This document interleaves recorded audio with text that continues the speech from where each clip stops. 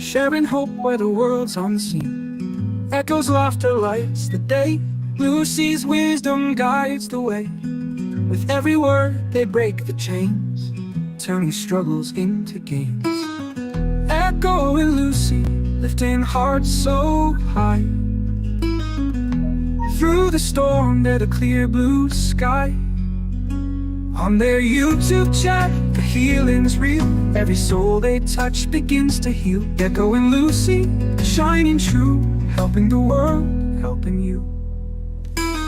Stories told, the tears unwind. They listen close, they're gentle, kind. Every comment feels like home. No one ever stands alone.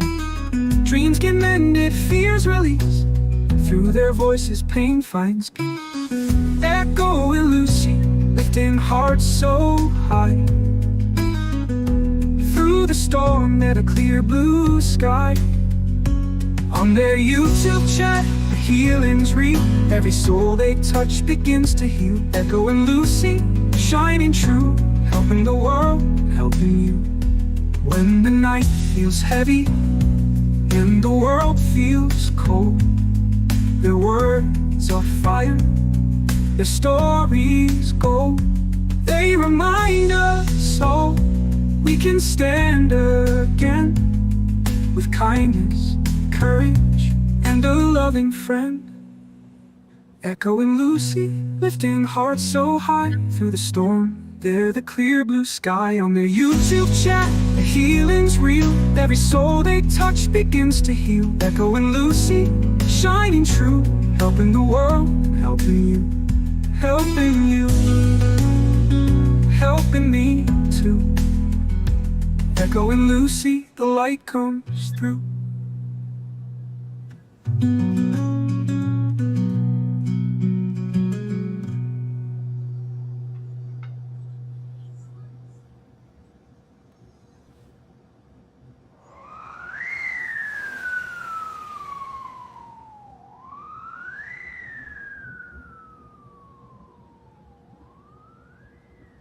Hello, everyone. I just realized as that song was ending that that's our Sunday song. I'm like, I shouldn't have played that on this one, but it's okay. Y'all That's know it's the Echo and Lucy show, right? all right. It's becoming a thing anymore, isn't it? Yes. Oh, Okay. hello, everyone. Hi to Darcy Ned and and Ned is here. Lisa Oh, and Teresa, I didn't see Carnisol and her. Darcy, Aria, And Tiff and Tim. Risa and Aria and Stephanie and Incarnasol and Risa. My Yes. goodness, thank y'all so much for coming. And Ned says that's a great song. Uh, Izzy wrote that. Izzy wrote that song for us. Izzy Pop wrote that.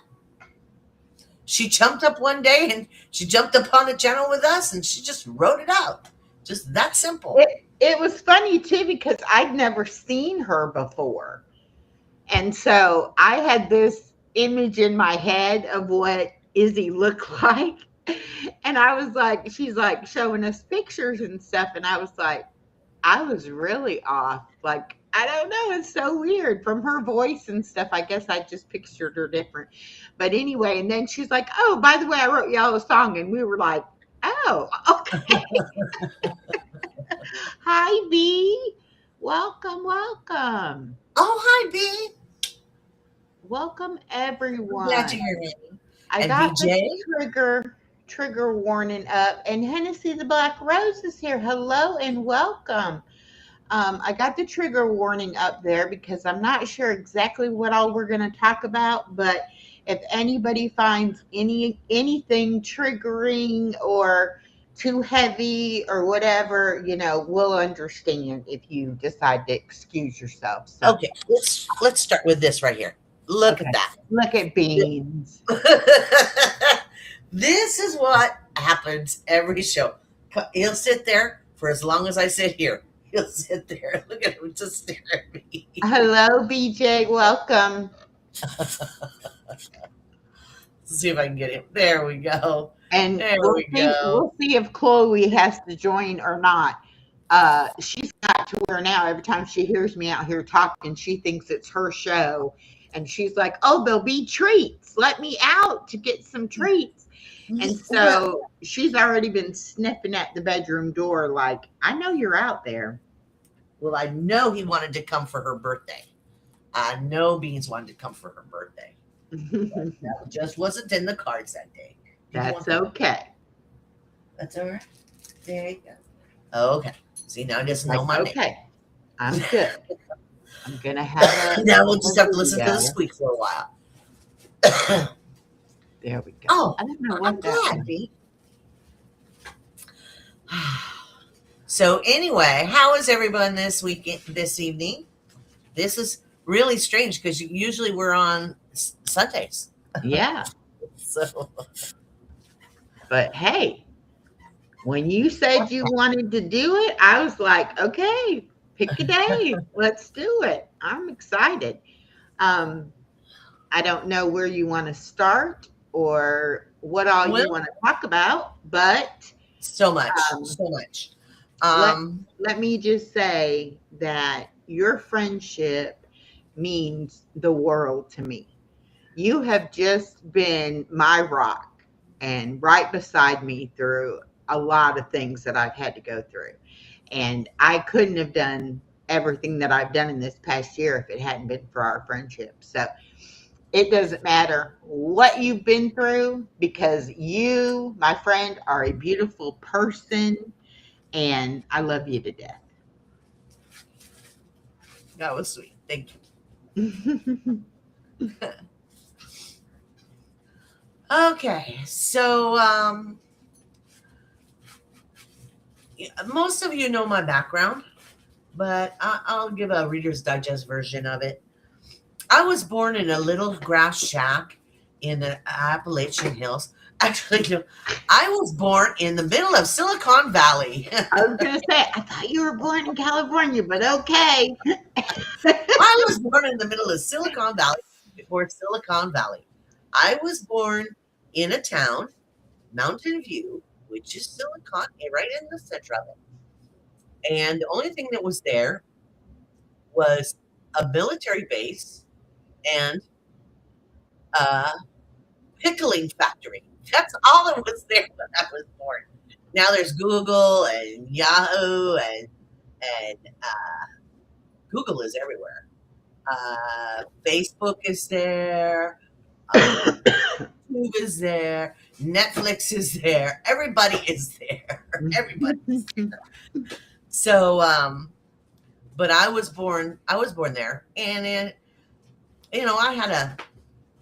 I would consider a normal life. It was no big deal. It wasn't that exciting. My dad was in the military. He was from the base, Marines. If anything, so I have a thing about Marines. So when I was 3 months old, my dad did the classic. I'm going to go out for a pack of smokes. And then he disappeared. But I was very lucky. I had a very good home. I mean, it was just my mother and I, but extended family, my grandparents and everything. That's the reason you hear me talk about my grandfather and my grandmother a lot, because they were very integral in my world. So, yes, it's Tiff's birthday. Yes. Birthday to and you. I wish her a happy Happy birthday birthday on Facebook.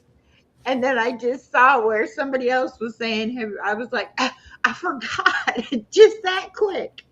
But yes, happy birthday, Tiff. Everybody say happy birthday to Tiff. Hi, Bud Files. Welcome in. So then, I lived my life there. I was born actually. See, I was raised in Silicon Valley, and I was born at Stanford Hospital. Now, doesn't that sound fancy? Sounds very uppity, doesn't it? Stanford was just the only hospital around that took military people. Oh, okay. Yeah. So, I mean, it sounds really important when I say it, but like I said, it was a pickle factory and a military base. It wasn't anything there. So, anyway, so I went through life and I did a lot of waitressing. Um, I tried electronics. I tried to do the electronics thing because that was what was there. Couldn't do it. Couldn't do it. Couldn't sit that long. So I ended up waitressing for years and years, and so that was very enjoyable. But then my body started getting tired. I had done it since I was like 19. By this time, I was about 42. And I was like, okay, your body's going to start breaking soon. Waitressing is hard, hard. So I ended up going back to college at that age and ended up uh, esthetician license and went that direction. Well, that didn't pan out as much as I thought it was going to.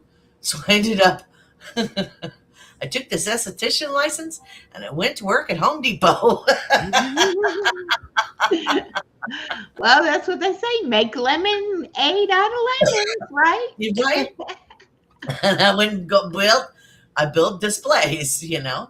I was traveling, so I was working 9 stores and I would build when you go into those big, even Walmart, you go into those big areas where, like the Christmas displays are, it takes up the whole aisle or it takes up the front of the store or whatever.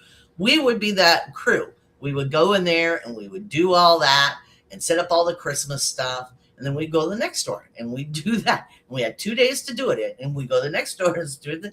And we did 9 stores like that. And every time the holiday would come around, Halloween or springtime with the patio furniture and stuff like that. Yeah. So that was a good use of my esthetician license, right? Spell it. Oh, what's that? An esthetician? I know. Isn't it a fancy word? It means I know about skin. That's it. I'm the one that does facials, waxing.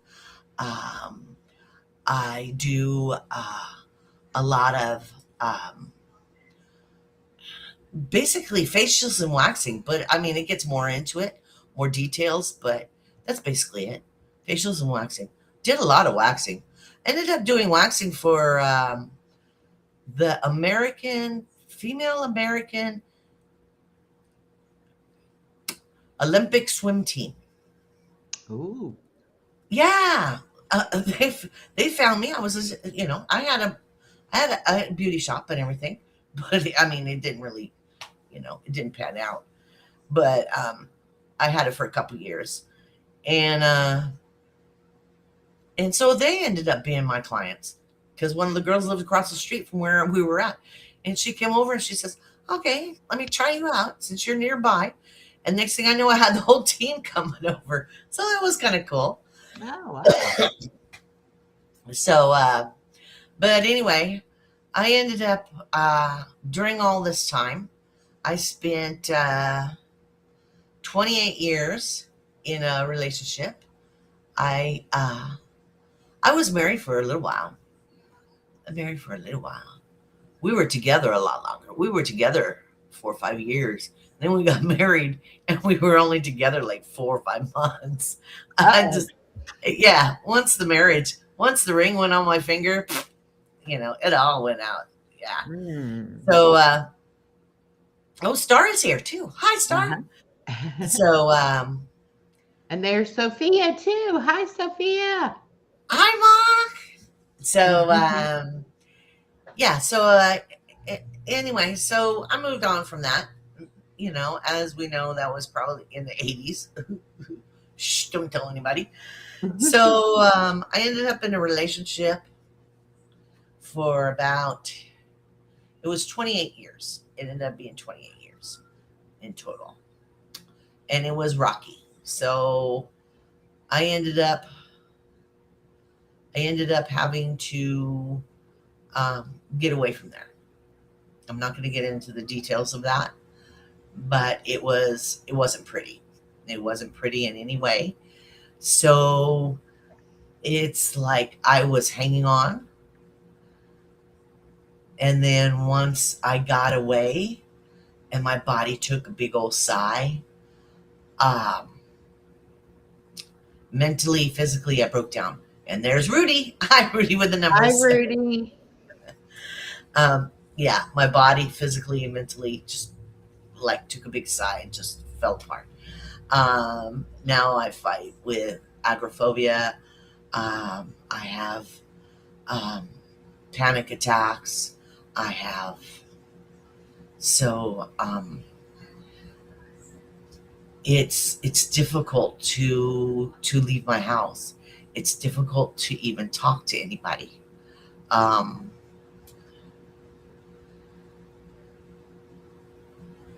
it's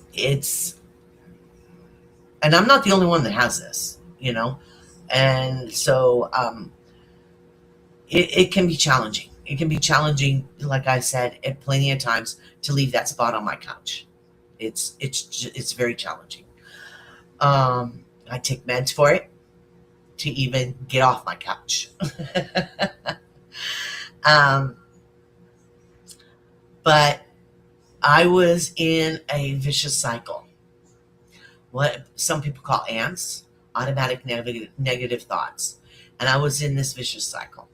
I had a psychiatrist, I had a therapist, I was on meds, and it wasn't it wasn't helping. It was it was keeping me alive, but it wasn't helping. So I decided I wasn't the only one. I wasn't the only one. So I decided to reach out and to start talking about what I was going through. Thank you, Ned. I started to reach out and tell what I was going through, and all of a sudden, this community found me. That, um, and it's the village. They found me, and they helped me a lot to even get to a point to even talk to you. You know, um, I was on 7 days a week, you know, in the mornings, and I thought, oh, I'm really doing really well. But behind the scenes, I was taking way too many mental meds. And then because I was taking so many mental meds, I was, it's groggy. It makes you groggy. So then I would take diet pills to get me back up. So I was Mm. doing the roller coaster. So finally, after about 6 months of doing that, my body took crashed and burned. But the reason I even started my channel was to reach out and to my main goal was to be the voice of people that can't talk. There's so many people out there that are living in that world, this world, that can't speak out. And I wanted to be a voice that they would know they're not alone. That's what I wanted to be. That's where my channel is. So, like, if people say, well, your channel is all over the place, yeah, it is. Because I want to bring happiness. I don't think there's enough joy in the world.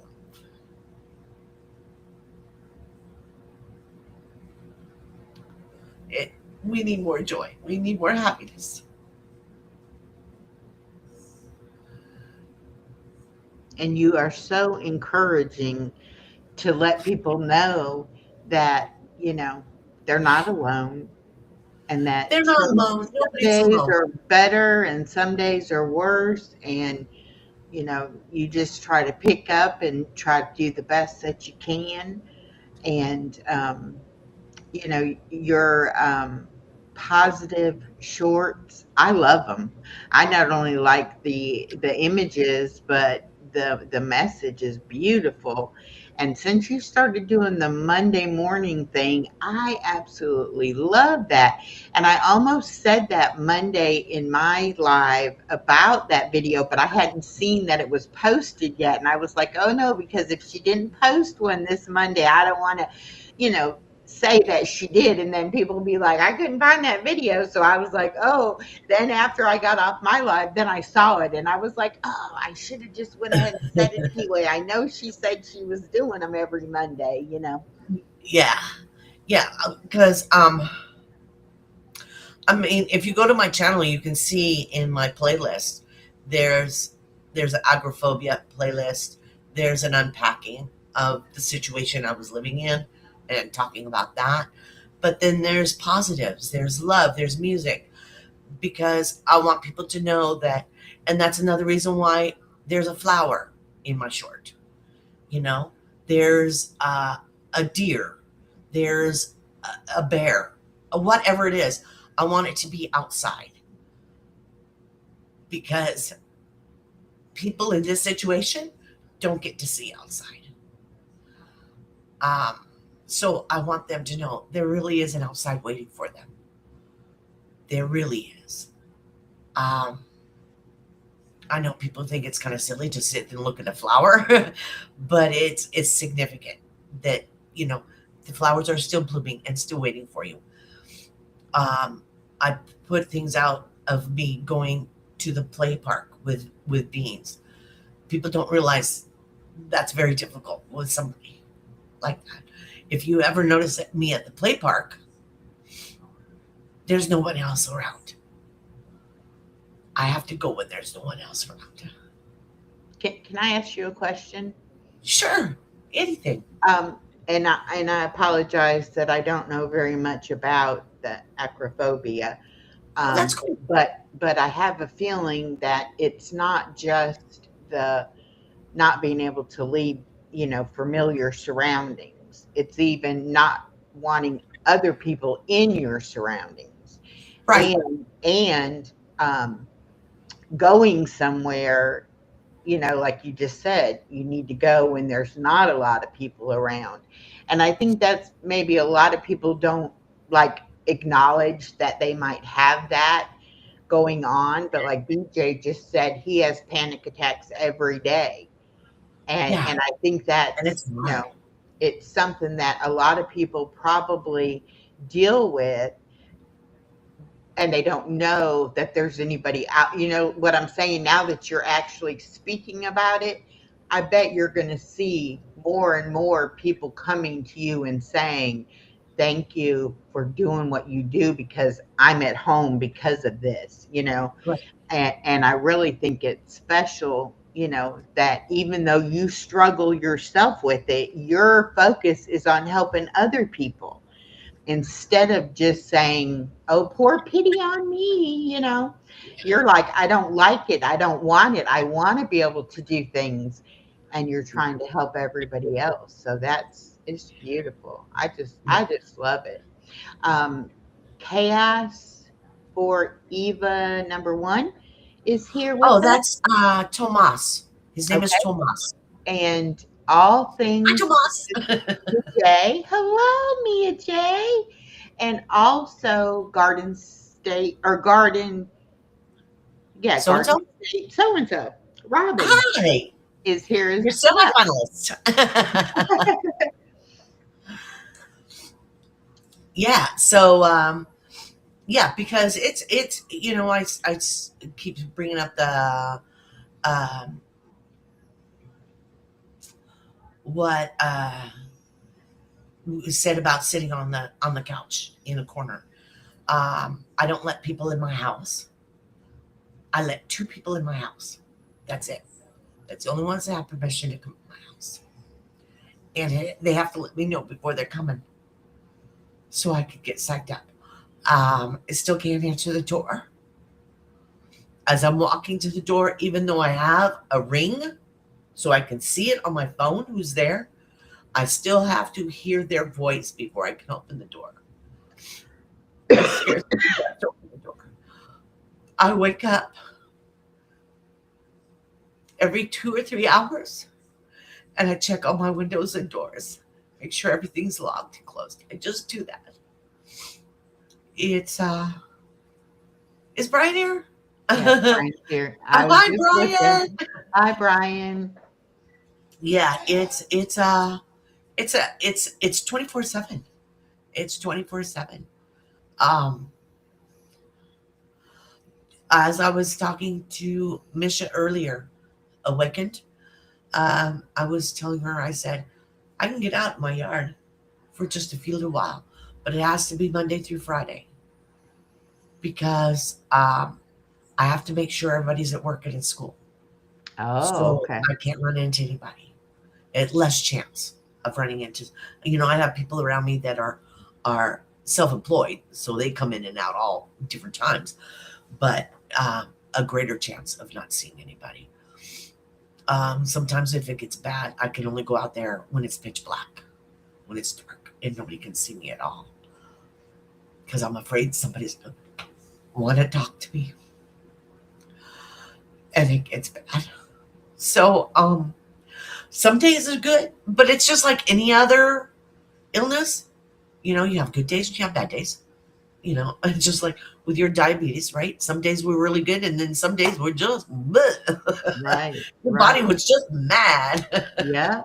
And I was just gonna say too, it's like with any illness, you have good days and bad days, and it's not, you never really know, what's gonna affect it one way or the other. And people in the chat are, saying they suffer from anxiety. Hello, Deborah is here as well. Welcome, Deborah. Um,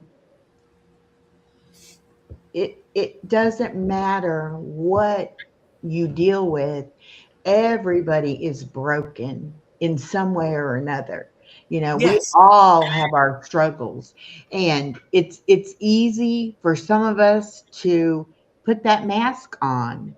And that's why we kind of entitled this, behind the mask, because we all wear a mask, and we all, put our best foot forward. But some Mhm. days it's not pretty, and some days it's not, fun. And that's okay. But to know that we have a community that supports us no matter what each individual person's issue might be. And with the village, I mean, it's changed my life since I met the village, and I never thought I would meet anybody like that on YouTube. I mean, I wanted to help people and I wanted to meet people, but I never pictured that as Yeah. being, what I found. And Yeah. there's just They've helped me a so lot. many people, Yeah. so many people that need that community.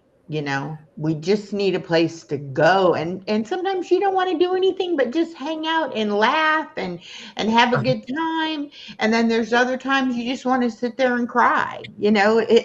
But anything is acceptable in the village, because we all know, we all have our things, right.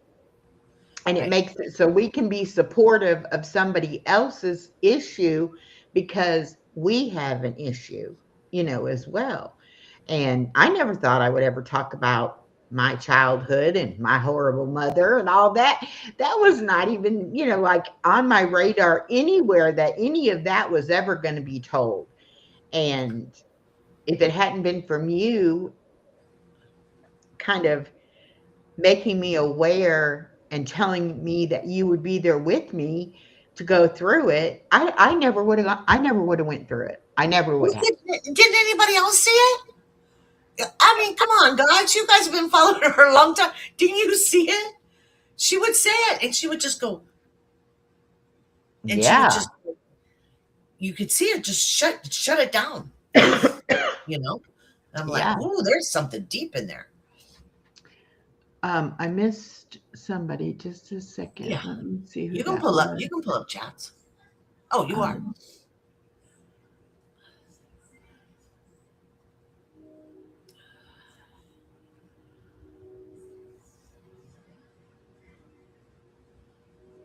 okay, yeah. I don't know. It's on your side. Is it? I don't know. Push. I got Bridge right here, guys. Seventh wrote me a song about me and Bridge, so I've got to do a video of all A the pictures of bridge. me and Bridge for all the Uh, old timers. okay, what is this village thing? BJ, we've talked about this before. That's okay. That's okay. We can talk about it again. Um, I'm going to give my piece. Ethel can give her piece because the village is different things to different people, and it's it's it's what you need out of it is what comes out of it. The village is a channel. It's a group of people um, from all different walks, all different issues, all different backgrounds, and they come together and just support each other. And it's called We Are That Village is the channel. And um, I met a lot of these people through another channel. There we are. With another channel, and that channel became toxic, and we got grabbed each other up and went nope, and the village was a concept, and it started rolling from there. I'm just sharing some of these No, comments. please do. I Um, wear hats depending on how bad my anxiety is. Yes, yes, and B yes. says she And it misses depends on the mask. bridge. And it depends on the What mask. fun were those early days? I still, and they still are. You are something, body illusion. Uh, Light, maybe. I love you. Yes. Um, yeah, and B and was we're with me. B was with me in the beginning, and I would sit at my. Started out in my sunroom, and I would do little clips, and I would just talk. And then I decided to do lives. I didn't know you had supposed to have a certain amount of subscribers. I just clicked the button and just started talking. And I found out that Bridge is a magnet. So I stuck it to my refrigerator. So I would sit there for hours and talk to my refrigerator. And that's how I started the channel. Because I didn't start the channel to start the channel, to start a channel. I did it to let people know that they can sit in their corner, but they're not alone. That they can get out and we together we can move forward. That's another reason why I say it. You know, just try to make today just a little bit better than yesterday. That's all we can ask. That's all anybody can ask. Just make it better than yesterday. Bridge connected to so many of us. Yes. Mhm. Well, with me, I had resigned to live my life behind my mask, and Oh yeah. I didn't think anybody really saw me, because I thought I was doing a really good job of masking it. And I met Ned, and she just stumbled in my chat one day, and I liked her channel name. And so and I do try to remember people's channels, and if I know their first name, I'll call them by their name. And so when she came in, I was like, "Oh, there's that awakened lady." And Like so Ned. yeah, so I spoke to her, and it was right around they were doing the 48-hour live streams at Christmas last year. And she was like, "Oh, we're doing this, and we'd love to have you join us and all this." And I'm like, "Well, email me about it." Right. I didn't know anybody, and I didn't know what the village was. I didn't know what I was getting myself into, but I wanted to participate. I was like, yes, this will be fun. Well, I didn't know that I was going to meet all of these amazing people who could see right through my mask and who were all like, okay, we're going to help you now. You know, this is what we do. This is what the village is. So we're going to start, you know. And I started having conversations with DJ Nico and found out all about the inner child thing, you know. And it's like he was the first person who ever said, I see your inner child. I know what you've been through. You know, it's like I had a mom like that too. And I'm like, what are you talking about? You don't know me. You know, it's like, how can Right. you telling me these things, right? And I was like, okay, I'm going to have to talk to this person because this is scary for me. And then I started having conversations with body illusion. And I'm like, you know, I got to explore this stuff. I can't live 60 more years, you know, not looking at it. And now Right. that I have looked at it, it's like I'm a totally different person in so many ways. But now I want other people to be able to experience it and be able to get the benefit of having a community like that. And whether you think you have anything you need to work on or not, you might be surprised. You might start hanging out with us and you'll be like, oh no, they can see behind that mask. That's the thing. That's the thing, especially if people have wore a mask for years and years and years. Yeah, we can identify a mask right away. We can see it right away. Yeah. And That's and right. Imagine the it's village. so odd that if you've never been I'm sorry. if you've never been in that kind of an environment and you think that you're masking it well, it's like really awakening. You know, it's like, oh my goodness, you know. And And then I you thought I want was to, fooling everyone. yeah, and then you're like, oh, I need to know more. I need, you know, and it's just it has just been the best experience.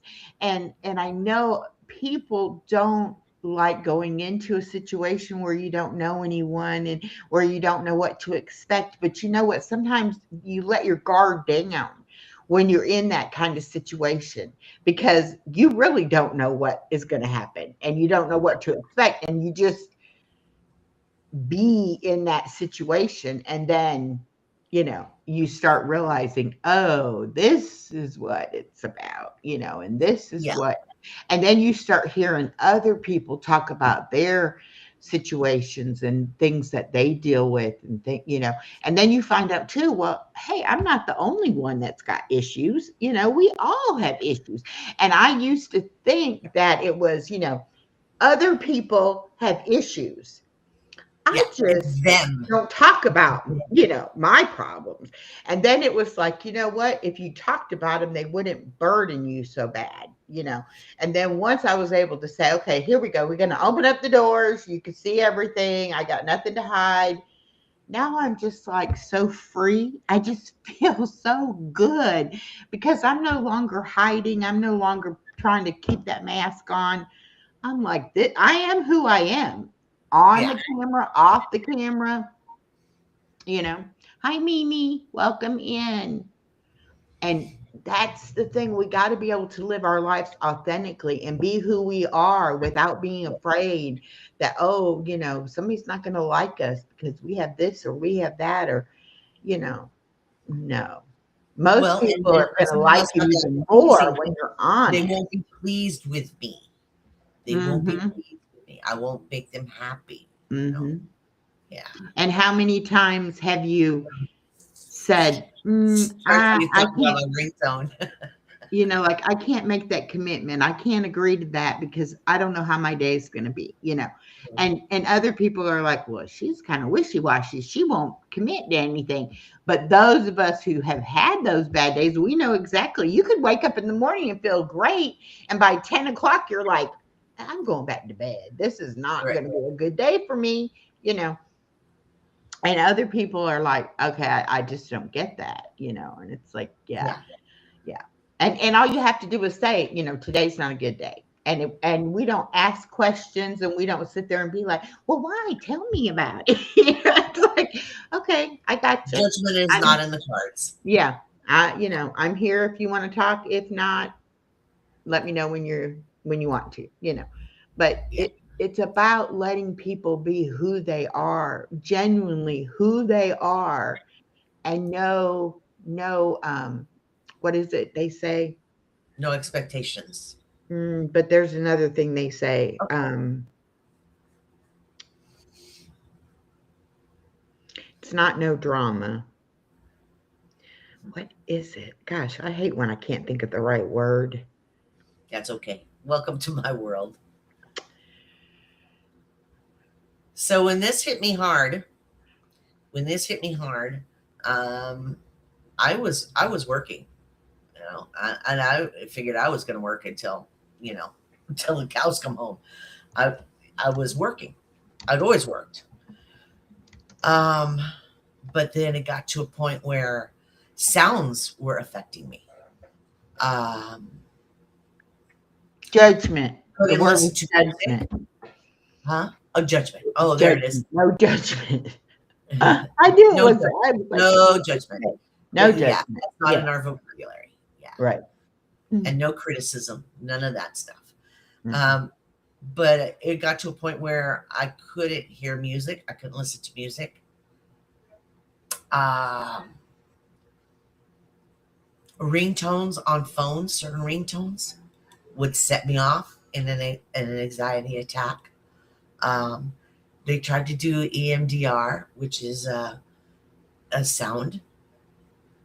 It's to, you can either do it with your hands or your ears.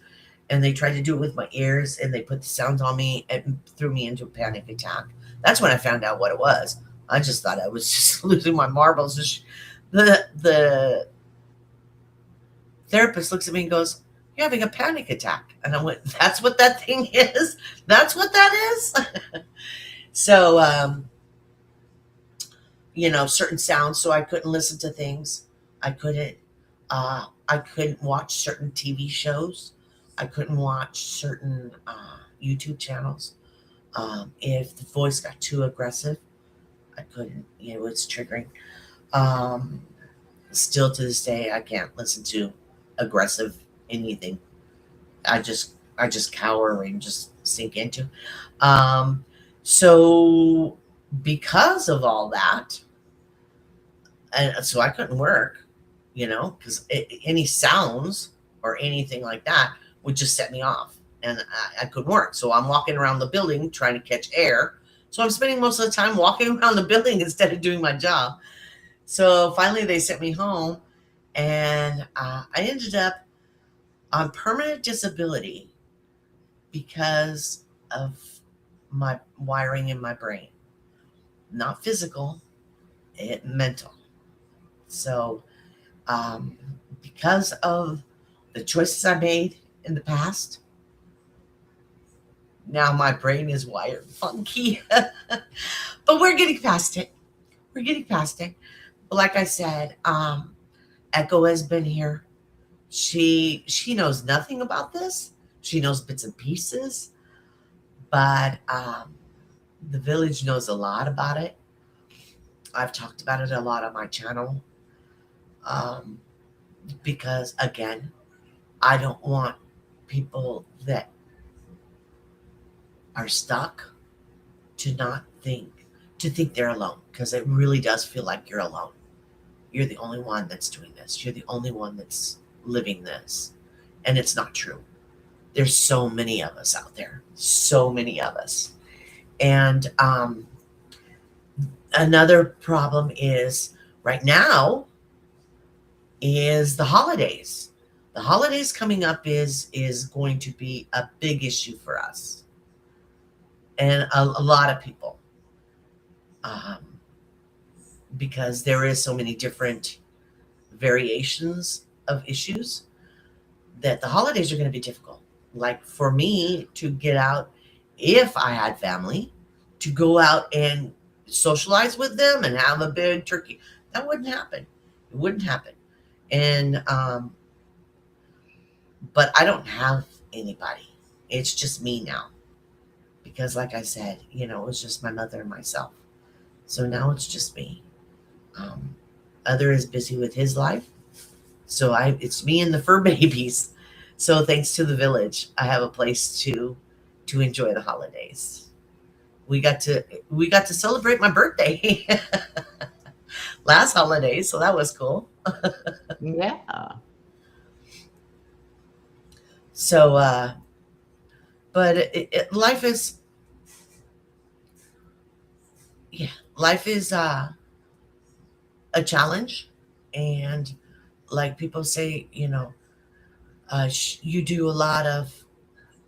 Somebody called me an AI channel, and I thought that was interesting. I thought, well, I do have some AI, but that's not my goal. My goal is to show outside, to show, even if it's a fish swimming in a pond, if it's a duck, if it's anything outside, because I want people to know that there's an outside waiting for them, and that I'm trying really hard to get out there to let you know it's out there. That's my goal. And the village has helped me a lot. Has helped me a lot. We're going to, I shouldn't say we. It's not we. I'm not a we. I'm just a little cog. The village is going to be doing a show on mental health and the holidays and how it interacts, because a lot of people have issues with agoraphobia, panic attacks. Some people have um, uh, money restraints, because holidays put a lot of strain on your billfold. Some people have lost loved ones this year, and or even fur babies, you know, whatever your loved one is, and it just really, it can affect you in so many different ways. So I asked Misha. I asked Misha to text me when it was going to be. You started out with a mental. Yeah, yeah, and that's what happens. Is the mental disability will affect your body. It's proven fact. Mac, Surviving Together, talks about it a lot. How your mental stability affects your body. It can affect your kidneys, which went out on me, you know. Uh, when I was, like I said, I was doing all those things, trying to keep going, pushing myself, thinking I was doing good, thinking I was doing better, even though I was hiding behind a lot of different meds to get there. So, uh, but it does. It does affect your body. It affects your heart. It affects your lungs. It affects your blood pressure. It affects your everything. Your mental health will affect your body. So it will physically, yeah.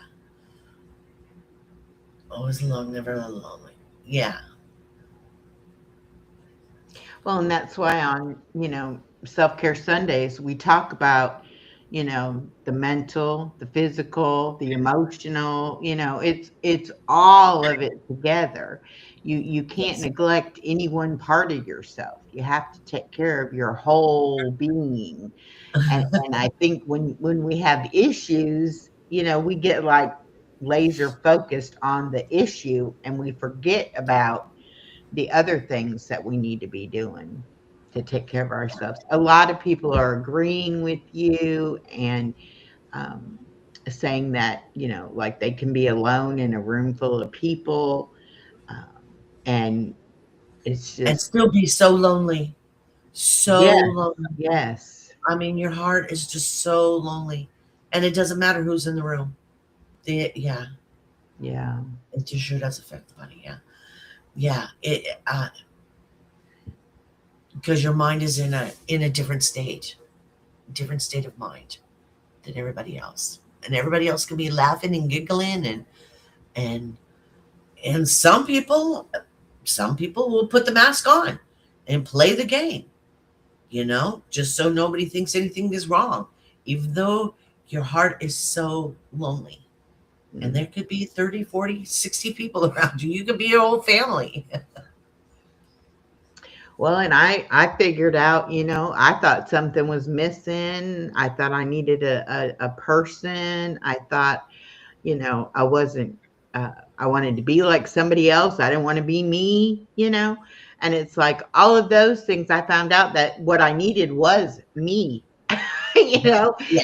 I didn't need somebody else. I didn't need to be somebody else. I just needed to be me.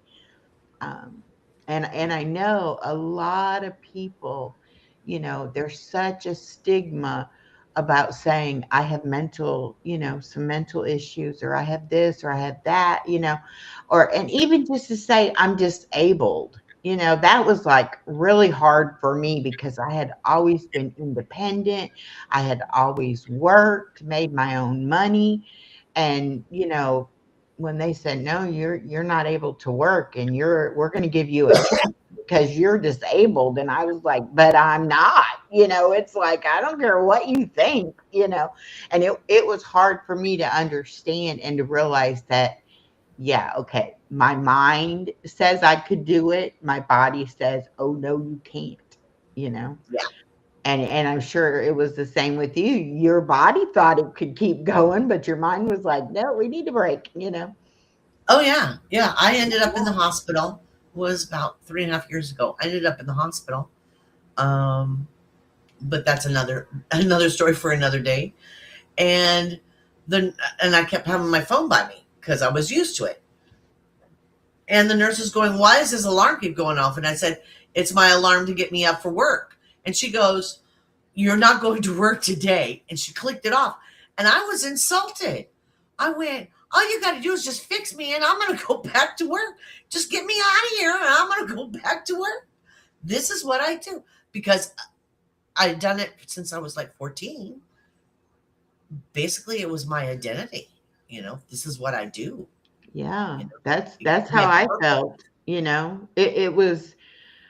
And I think too, because it came after my divorce, so it was like I was already no longer someone's wife. I was no longer part of a marriage, and Right, that took a huge hit on my self-esteem and, who I thought I was. But I was still a mom, and I was still somebody's employee. And then when I right. couldn't be, I was like, what else am I going to have to lose? So yeah, it was really hard for me to wrap my head Oh yeah, around it. And I fought my daughter. I was like, I don't care what anybody says. I'm gonna go to work. yeah, And yeah. it was I it mean, was how many hard. identities can you lose? Yeah, Right? yeah, Yeah, because both of those things you had been for years and years and years. years. Yeah. Yeah, And it's kind of like you get in a place where you think nothing will change. It's not going to change. My marriage isn't going anywhere. I'm not going to quit my job. It's like I'm not going to do those things. But you don't realize that other people can do things that affect you that you have no say over, and you you have have no you control can't over. do anything about it. And it's just really hard to wrap your head around being told you can't do something that you enjoyed, or you thought you enjoyed doing it. Let me tell you, I went to my old store the other day, and the whole 17 and a half years that I worked at Walmart, it was in the same store. Okay, And I saw two people that I worked with a lot of those years. really? One person had already retired, and she was back there working. And another lady had been, a manager, and she was running the cash register. And I was like, I feel sorry for these folks, because when you get to a certain age, you shouldn't have to work that hard, you know? And I even told the one lady who had retired and came back, I said, it's so good to see you, but I am so sad for you. And she was like, I know, you know. And I was like, well, we do what we have to do, Yeah. you know. But I was able to tell her, look, I miss some of the people I worked with and some of my regular customers, but do I work miss the actual company and the actual physical part of the job? Nope, not a bit. Oh, Don't miss really? Yeah. don't miss it a bit anymore. I did it first. It took me a long time to, and like you said about the alarm going off, we had a system, like an app on our phone to get our schedule. I was on a set schedule. I had the same shift and the same days off. I did not need to go on that app to get my schedule. But yet, Mhm. even months and months after I stopped working, I would wake up and be like in a panic because I don't know what time I'm supposed to be to work. And I can't get this app to work on my phone. And I cannot find out my schedule. And I would be all upset. And then it would dawn on me, you don't even work there anymore. But Mhm. something subconsciously or something, I hadn't let it go.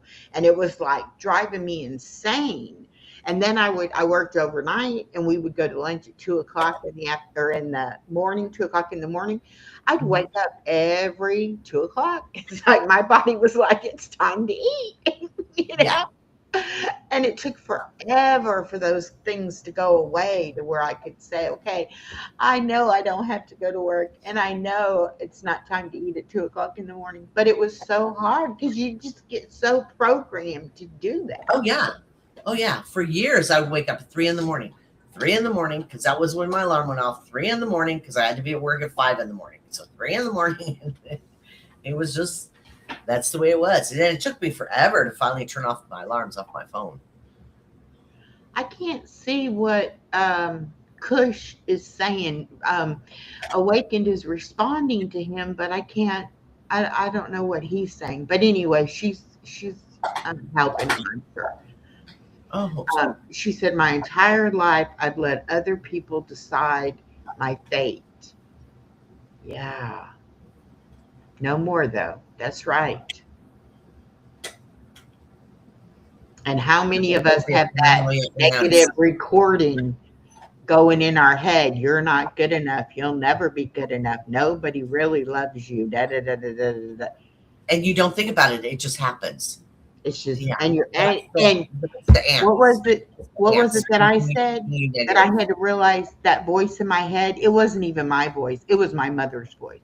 Yeah, Like it's always something. I was so used to hearing it that that's what I heard.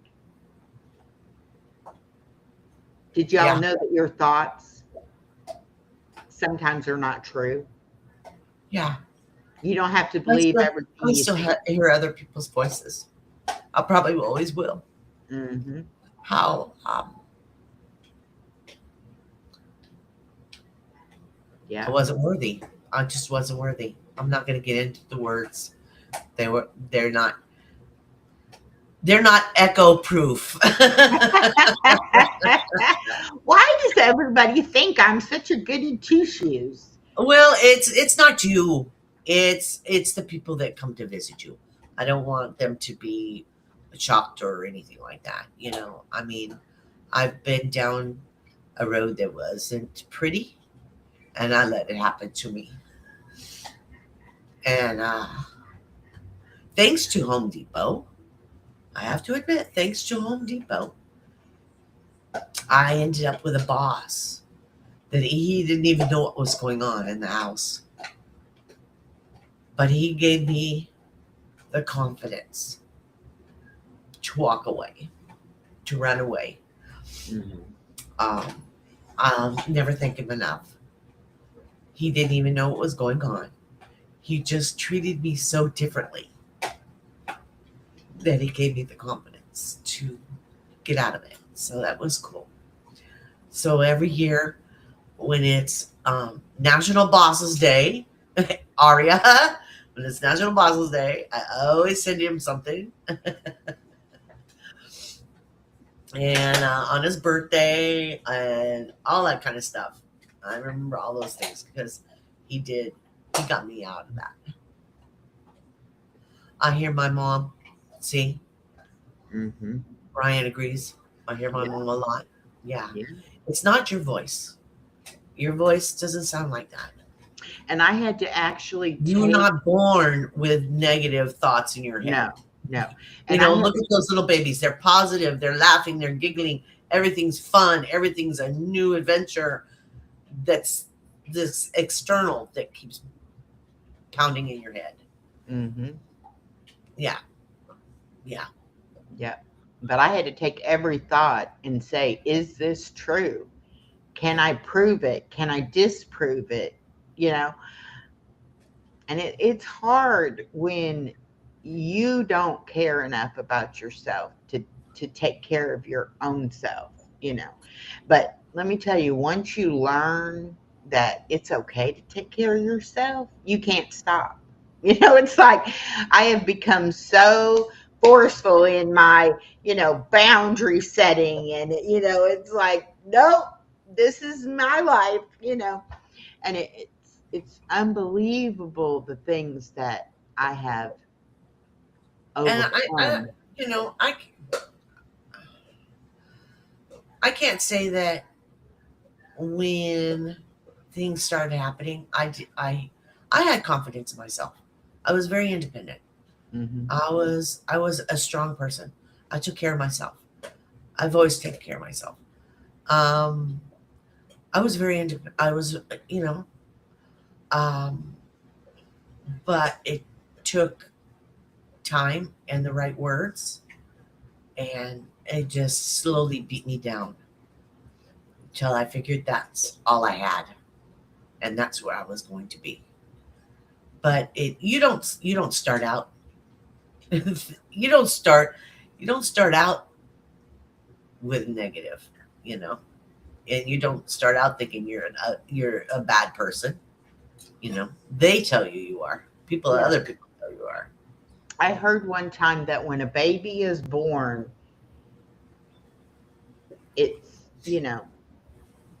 pure and the kind of person we're all supposed to be. And Mhm. then society, especially the parents, corrupt the child. Maybe not meaning to, maybe, Mhm. maybe they think they're keeping them safe and they're, doing the right things. But sometimes you don't develop your own sense of, I can take care of myself, and I can, set those boundaries and do those things. And it's just, like with my granddaughter, I tell her all the time, you know, you stand up for yours. And like if she says, well, somebody did this or did that, I'm like, was it on purpose? Was it an accident? It's like you don't let somebody hurt you. You don't let, you know, and Yeah. Yeah. it's like But I want her to be a strong, independent woman, but I don't want her to ever feel like somebody got the best of her. but Mhm. like Misha says, I was really good at taking care of everybody else. I was Oh really yeah. good at it. I was 2 3 times a week. I was at an animal shelter, helping at the animal shelter. I was working at a homeless shelter. I was volunteering there. I was taking care of people that I work with, my coworkers, and making sure everything was good with them. I was planning parties. I was doing all this extra stuff. Everybody was happy. I was making everybody happy around me, you know. And it's interesting that it's easier Hmm. to help outside than it is to look inward, if that makes sense. If that makes sense. To look inward is very, very difficult. Very difficult. That's how I raised my kids. Good, good. Well, and Garden I've said City, it Garden City before. agrees with money. I felt like I was living in a fairy tale because my real life wasn't good. And so I made up my own life, and I lived in a fairy tale. And after a while, you start believing those lies, Yeah. and then all of a sudden, even when to the point of when I met my husband, I was like, he's a white knight in shining armor, he is going to rescue me, he is going to make everything okay. And I would have done anything to keep that situation going, and now I'm like, how stupid was that? It's like he was a normal human being, like just like me, with his own issues and his own problems. He couldn't save me, he couldn't save himself. It's like, but to me, it was, you know, Right. Da da da yeah. Yeah. da. So, when my daughter came and said, hey, we're going to get married, and I know you're anti marriage. And I'm like, no, no, I am not anti marriage. I'm anti bad marriage, you know. But let me tell you, don't live in a fairy tale and don't have your eyes closed. It's like, let me tell you the things you need to do to protect yourself, not only emotionally and physically, but financially, and then if you still want to get married and he still wants to marry you after you set those boundaries, go for it, and they have a great marriage, but they also let each other be who they are. They don't, it's not like, oh, well, you have to walk on those eggshells and be a certain person in this relationship, you know. Yeah. But I love the fact that they wanted to get married, and I'm glad that they are married. It just didn't work out for me, but I never even considered it wasn't going to work out. That's the sad part, is that I just was in the fairy tale, and it's like I'm going to live happily ever after. Yeah. See, What? and in my world, marriage, the word marriage is not even in my vocabulary. Hasn't been in years, would never be in my vocabulary. I don't understand it. I don't the concept is foreign to me. I see no Well, point in now it. I see what no I point think in of it. marriage now and what I thought of marriage then, two totally different things. Yeah. I was telling somebody the other day, I don't want a relationship. I wouldn't mind having a partner in life, you know, but Right.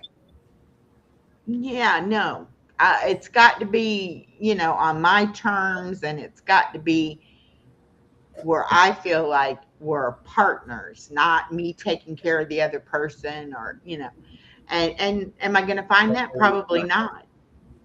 But I'm my own partner, Yeah. I'm like, it doesn't matter to me. But there are a lot of people who want to be in a relationship and want to have somebody to love and that loves them. And I wish y'all all the luck in the world that you find that kind of relationship. I have had 3 not so good relationships. I don't think I want to try for number 4. I really do. I really don't think I do. Yeah. I've been in a few relationships, and some were good, some were bad. Um, but that word never crossed my mind. My mother said to me years ago, she goes, you know, Lucy, we were never meant to be with somebody. We were meant to be alone. We were meant to be strong and take care of ourselves. It's Mhm. just the way it is. It's just the way it is. And I think it was her way of saying, as you were saying to your daughter, be independent, be strong, take care of yourself. Don't worry about them. If they want to come along for the ride, that's fine. But you go on your own journey, you know? Yes. And I think that was her own way of saying it. And at But the end of the day, the only person you can count on is yourself, oh yeah. you know. Oh yeah, I learned that plenty And of times. when you live your life trying to um, make somebody feel about you the way you feel about them, mm-mm, doesn't Yeah. work. Yeah. It just doesn't work. You Yeah. have to be Every able to time be okay. every time I've depended on a man, I've ended up homeless. Every time I've depended on a man, I've ended up homeless. And that, that was after the third time I went, now you knew better than that. You knew better than that. Why did you fall through Well, that? Third time. Third time. Everybody knows it takes me 3 times. well, that's what I'm saying. I've Three is the struck number. out 3 times, so I'm like, yeah, I don't think I'm going to go to bed again. But I now know that I am okay by myself. Whereas Yeah. before it was like a fear of, oh, I don't want to be alone, you know. I kind of like being alone most of the time. I Yeah. mean, I like to socialize, but when it comes to somebody being in my space all the time and having demands on my time, mm, no, don't want to do it. You know. Yeah. I've been on those roller coasters where they one person was quite good at networking. If anybody understands what networking is, he was very good at networking. So he would get all these projects and all these ideas going, and everybody would jump on the bandwagon and say, "Okay, you're going to do this," and he would, "Oh yeah, oh yeah." He didn't lift a finger, so it all fell to me to keep this facade going of this perfect world. So then I would do all that stuff. I am my own partner. Yeah, I was Oh, just hi, reading that one. John. Hi, John. I am my own partner. That hit hard, Echo. But once you can say that to yourself and mean it, you found the answer, my dear. Exactly. And I always thought that it was going to take somebody else to make me be okay, you know? And it was me all along. All I needed was myself. But I hid her away, you know? I Mhm. put my faith in other people instead of my faith in myself. And I don't do that anymore. So Yeah, yeah. it is hard. So yeah, it is. It's like I was raised in the 60s. That was before the big feminist movement and women wanting to have careers. You know, we were raised, we're going to have babies and be mamas. And, you know, See, I wasn't. you I know, wasn't. I was. And Yeah, it was kind of like, um, I always thought about having kids. I wanted to be a mama. I wanted to have lots of kids, but you know, I never once thought about who or what my husband would be like or what my wedding would be like. Never even worried about any of that. I wanted to have kids, you know. see, and I was raised like I said, my mother and myself. So there was no men in the house. You know, my mother dated, but Mhm. you know, she didn't. She was independent. She worked. She took care of the bills. So for me to think marriage and kids and men in our life, it wasn't really part of it. You know, my mom would date some guy for a couple of years, and he would come into our lives, and then he would go away and another person would come along. And I mean, she dated, she was in her 20s, for heaven's sake. That was life. That Mhm. was life. So the perfect life of being a wife and a mother and a blah blah blah, yeah, that wasn't in our zeitgeist. It wasn't. She didn't pound that. She didn't bring that to the forefront. It Mhm. wasn't. Well, I was very sheltered. Um I didn't know about people doing drugs or drinking. I didn't know about people, you know, stealing and, you know, like just so many things that, you know, you have to deal with when you're in this world. I Mhm. didn't I didn't know any of that kind of stuff. So my first experience with adults was not good, you know. And Yeah, then it was almost like, well, I just want to be a wife and a mother and not have to deal with the world, you know. yeah.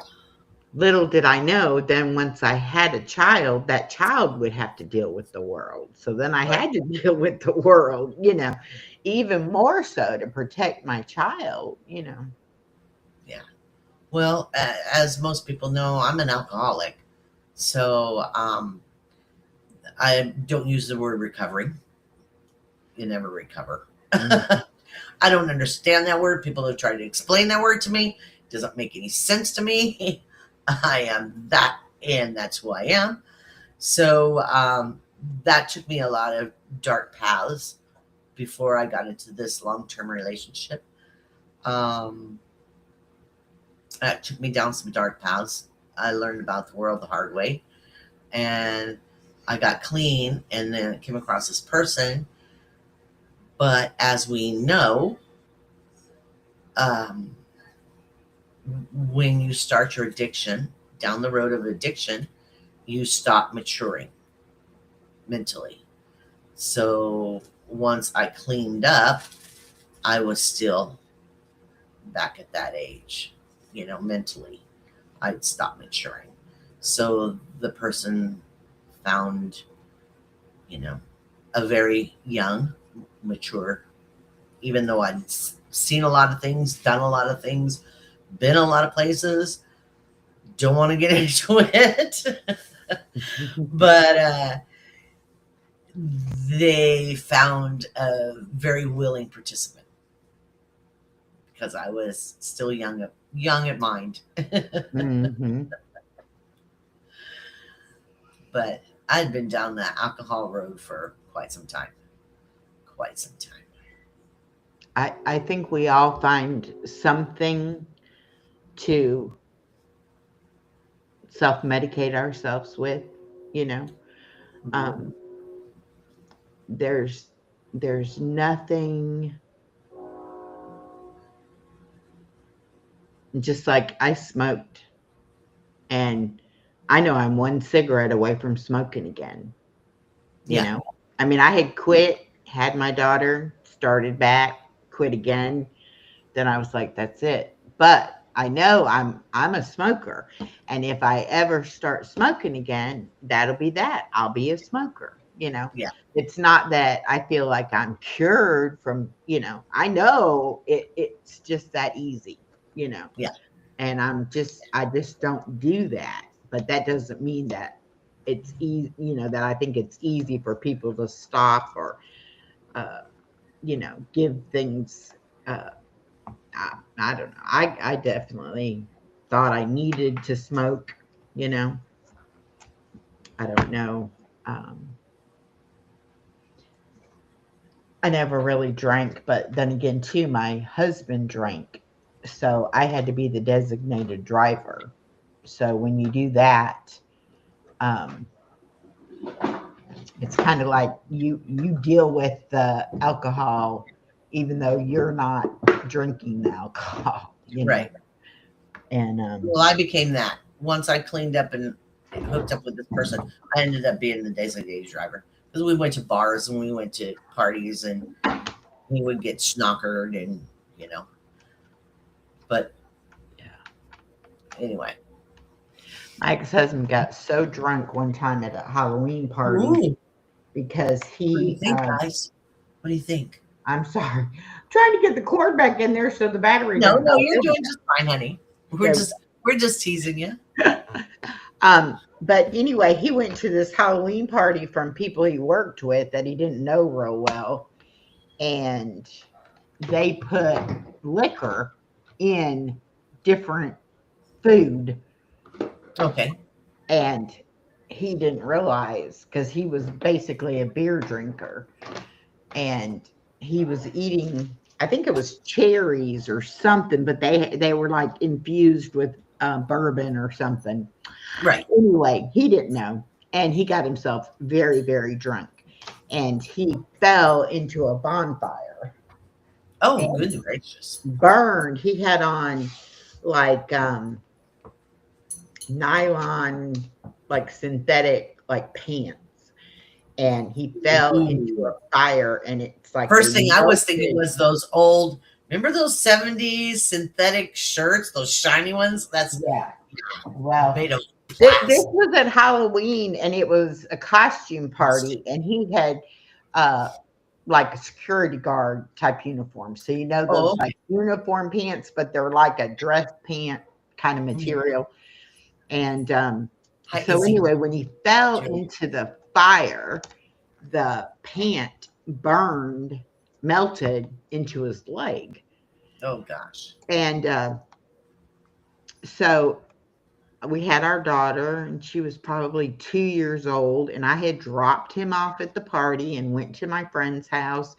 And he was supposed to call me when he was ready to go.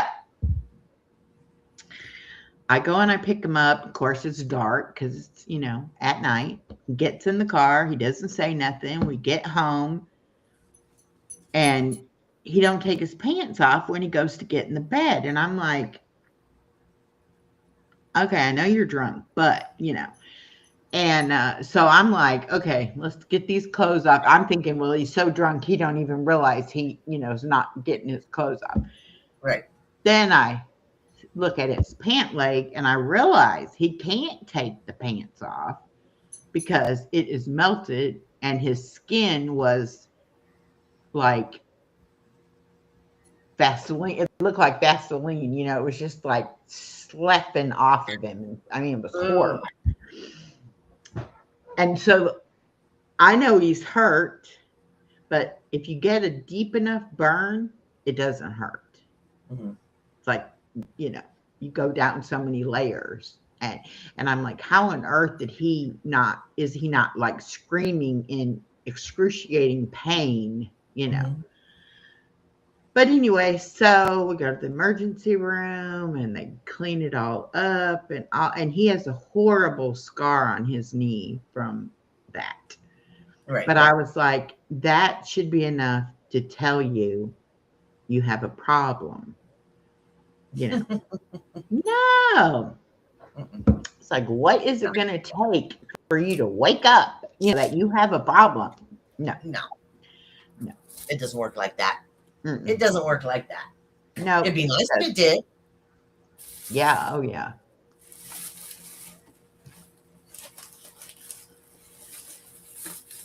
Oh, I'm looking for a cough drop. there we go. I've rearranged this thing and now I've lost everything. That's all right. Oh, here. Doesn't take much. Doesn't take much, folks. So anyway, yeah. But like I said, um, with people with issues, um, the the village is going to be doing something. Misha, can you put up when it's going to be so we can pull it up? I think it's a week from today about mental health and the holidays and what may come up and how we can try to keep it at bay during the holidays because it's hard. Like we were saying, you can be in a room full of people and be so lonely, you know. Um, and it's loneliness for the ones that aren't there, ones that you've lost, And a lot of loneliness with people, memories of the past. and a lot of people won't tell you, like, what happened to them in their life around the holidays. They just either won't celebrate the holidays or they'll just be, down during the holidays or whatever. And so if someone does share with you that they've lost a loved one during the holidays or whatever, don't ever try to make them feel like, well, you should get over that and you should still celebrate. No, Can you that pull is that up? like, you know, Can you pull that up? yeah, Tuesday. there we go. There it is. The Now, 16th. if you guys want to join the village on that particular night, and most of the things that are posted on the village will be Central Time. It's kind of the center of the country, so it's Central Time. Most of the things will be posted at Central Time. But if you want to come, it would be wonderful. Yeah. So if you can subscribe to the village, make sure we are also Echo is part of this again. She got roped into it last year. She's been roped into it every time now. I'm Another looking 48 forward hour. to it though for Christmas because I'm going to be home. So I will have my computer and I will have my internet, and nothing will stop me from going on. Not like when I was off the grid during Thanksgiving. I was so upset that day. So the village is going to do a 48 hour for Christmas Eve and Christmas Day. It's going to be a 48 hour straight live for the people that want to join, for the people that may be alone. Like me, I'm not going to. This is, see the green? That's as Christmassy as I'm going to get this year. I'm not doing it. I'm not putting up a tree. I decorated my outside of my house, but that's part of the mask. The outside world doesn't need to know what the inside of my house is. I'm not putting up a tree. I'm not doing any of that. I'm not torturing myself looking at a tree. It has no presence. Misha That's not going to happen. or Misha. That's why I call her Ned because I can never pronounce her name correctly. Will you please drop the village's link again? Miss Robin would like to know it. Um, so, and she just said, and I guess, let's see, I need What's to that? put this one up. She said, we talk about stuff that is hard, no judgments. We are here for each other, good or bad. Yeah. And it's such a calm environment because everybody knows everybody has got their stuff. It's not like you're the Everybody comes with only baggage. one, you know? It's like everybody's got something. Echo, we missed you, but we made it. Everyone came together just like you did last year. Looking forward to next time. Yes. Yes, I had to call Body Illusion and be like, you need to come on with me because I don't know if I'm even going to be able to come on. And then I was like, yeah, I can't get on. So, Yeah, we but struggled. We uh, tried, but we yeah, just kept her rolling. We went, that's okay. We're going to do it in her name. So there it is. There's the village. Tiff put it up. okay, good. Now, then just put it up. Okay, great. Well, Ned, you don't And you have to will worry find, about that. folks, that Awakened Reflection has quite a few names. so, so sometimes it's Awakened, sometimes it's Ned, sometimes it's Misha. It just depends on, how it rolls off your tongue. Yes, sometimes people will be like, "Who are they talking about? Where is that? I don't see that person." It's like, okay. She has a lot of aliases. 48 hours of laughs, loves, and hugs. Yeah, for Okay. any and all to enjoy. Come see how beautiful the chosen family can be. Yes. And that's true. This is my chosen family. They chose me. I feel so honored. They found me. Like I said, I just clicked a button on something. See how little it is? This is what started this whole thing. And that's was something somebody was going to throw away. They said, and I went, well, let me see what I can do. And because of Bridge, I love our village. Me too. Me too. So Yes, and anybody that I'm wants to I'm come and see so what it's thankful I about, found you. That y'all found me and I found y'all. I love it. so anybody that wants to come visit, um, come join. Izzy, if you want to be part of it, I've asked you an hour of your time. You can sign up for an hour or 2 hours. Most people just do an hour, you know, during the live. Stephanie, if you're still here, I haven't seen you in a Oh, month. If Stephanie doesn't have plans with her family, I am sure we'll get her to do something. You I might know, have I to. was, you know, doesn't Stephanie do a lot about dreams? She does. And I want to have a Wouldn't that conversation be about dreams. That would interesting? be a great live, I think. Oh my gosh. No kidding. Hmm. Now Darcy's put it up, the village as well. Hmm. Yeah, I just think that would be just, you know, I think that would be just amazing. And Amazing. BJ, we're gonna get BJ too. I don't know why he. Oh, Stephanie says I'm here. Okay, well we just said we're gonna recruit you, so we're gonna do a live about dreams on Christmas or Christmas Eve. Okay. Be ready.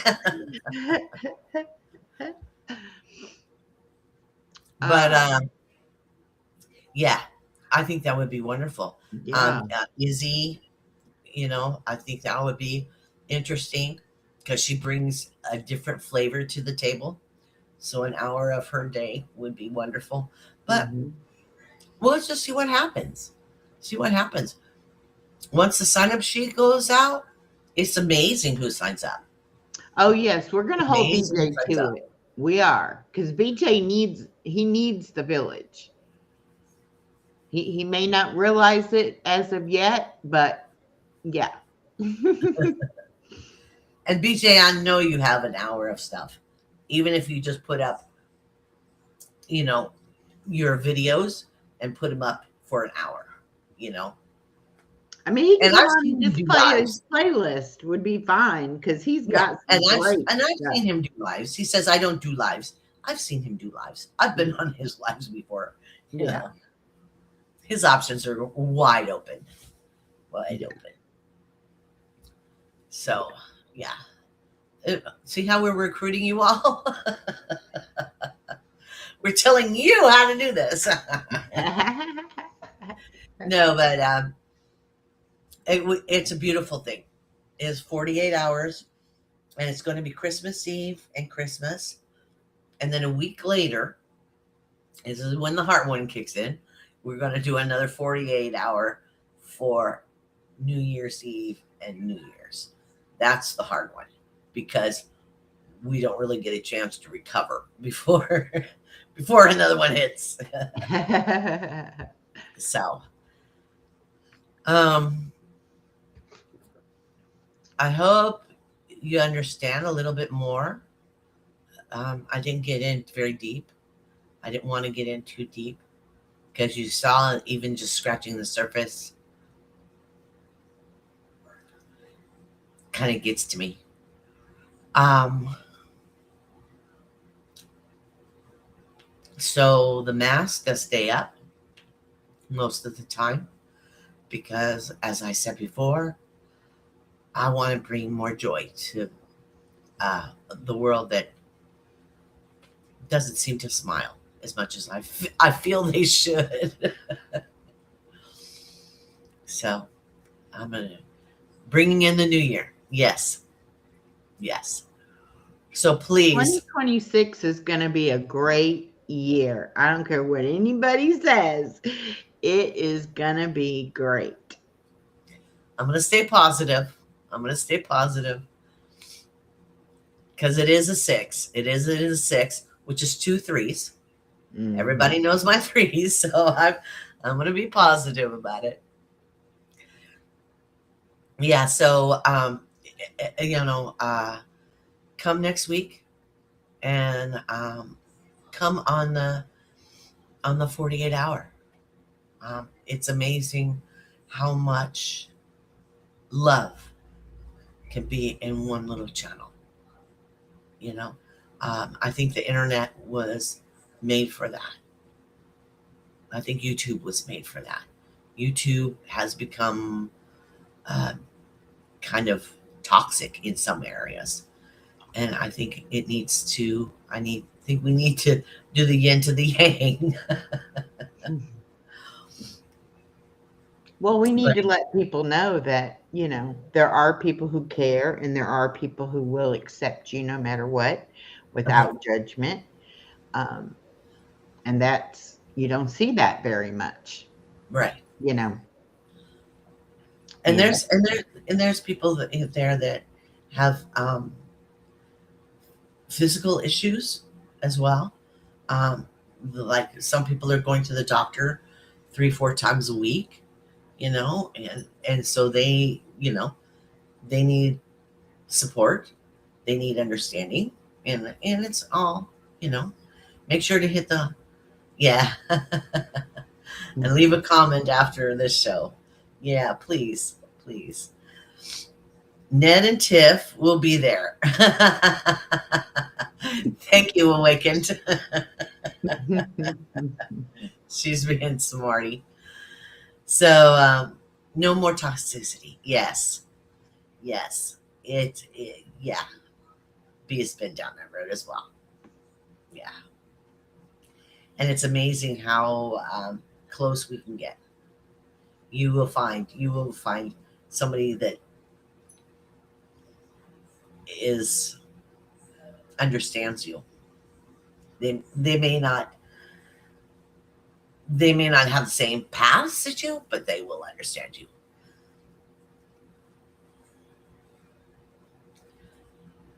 (3/13/63). Well, I wish. I was older. I'm older than that. I was born in the 50s. Now you figure it out. Yeah, Darcy and I are almost the same age. Mine's 1/15/63 and she's 3/13/63. So very close there in age. Yeah.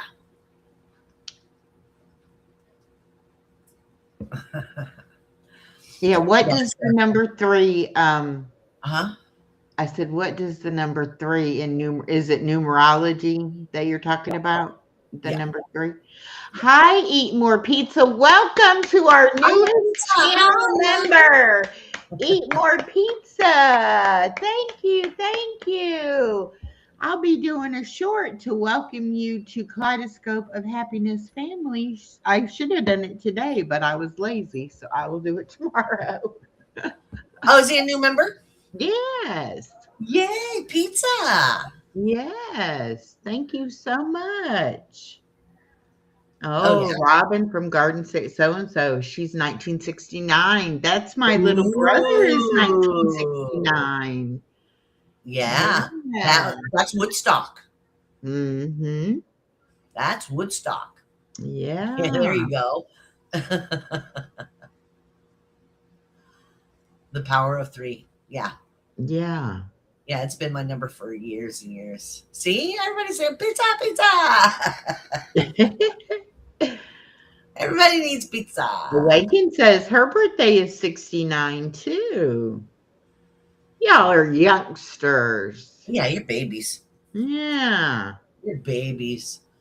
You're little pups.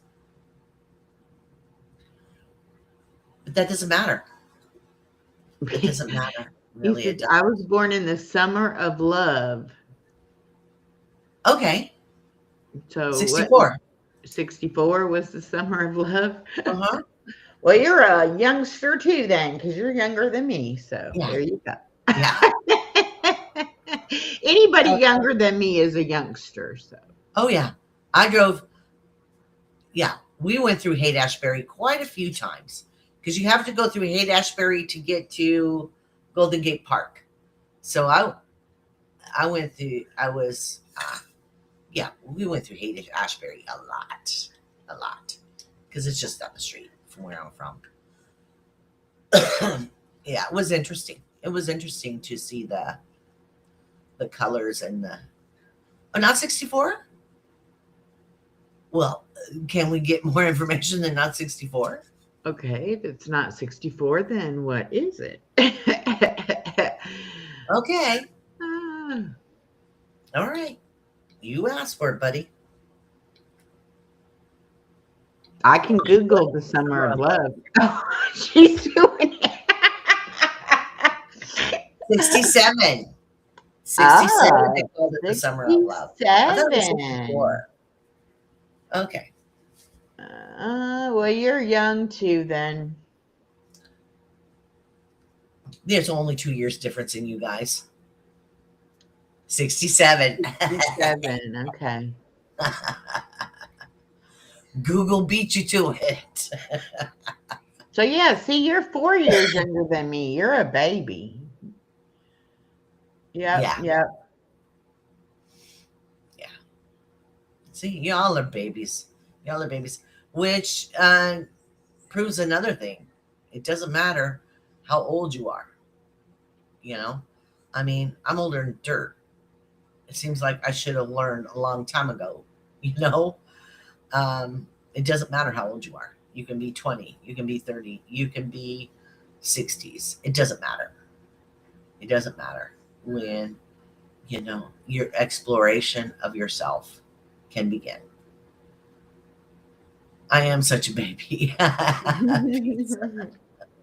But when you look at my analytics, most of my viewers are in the 35 age range.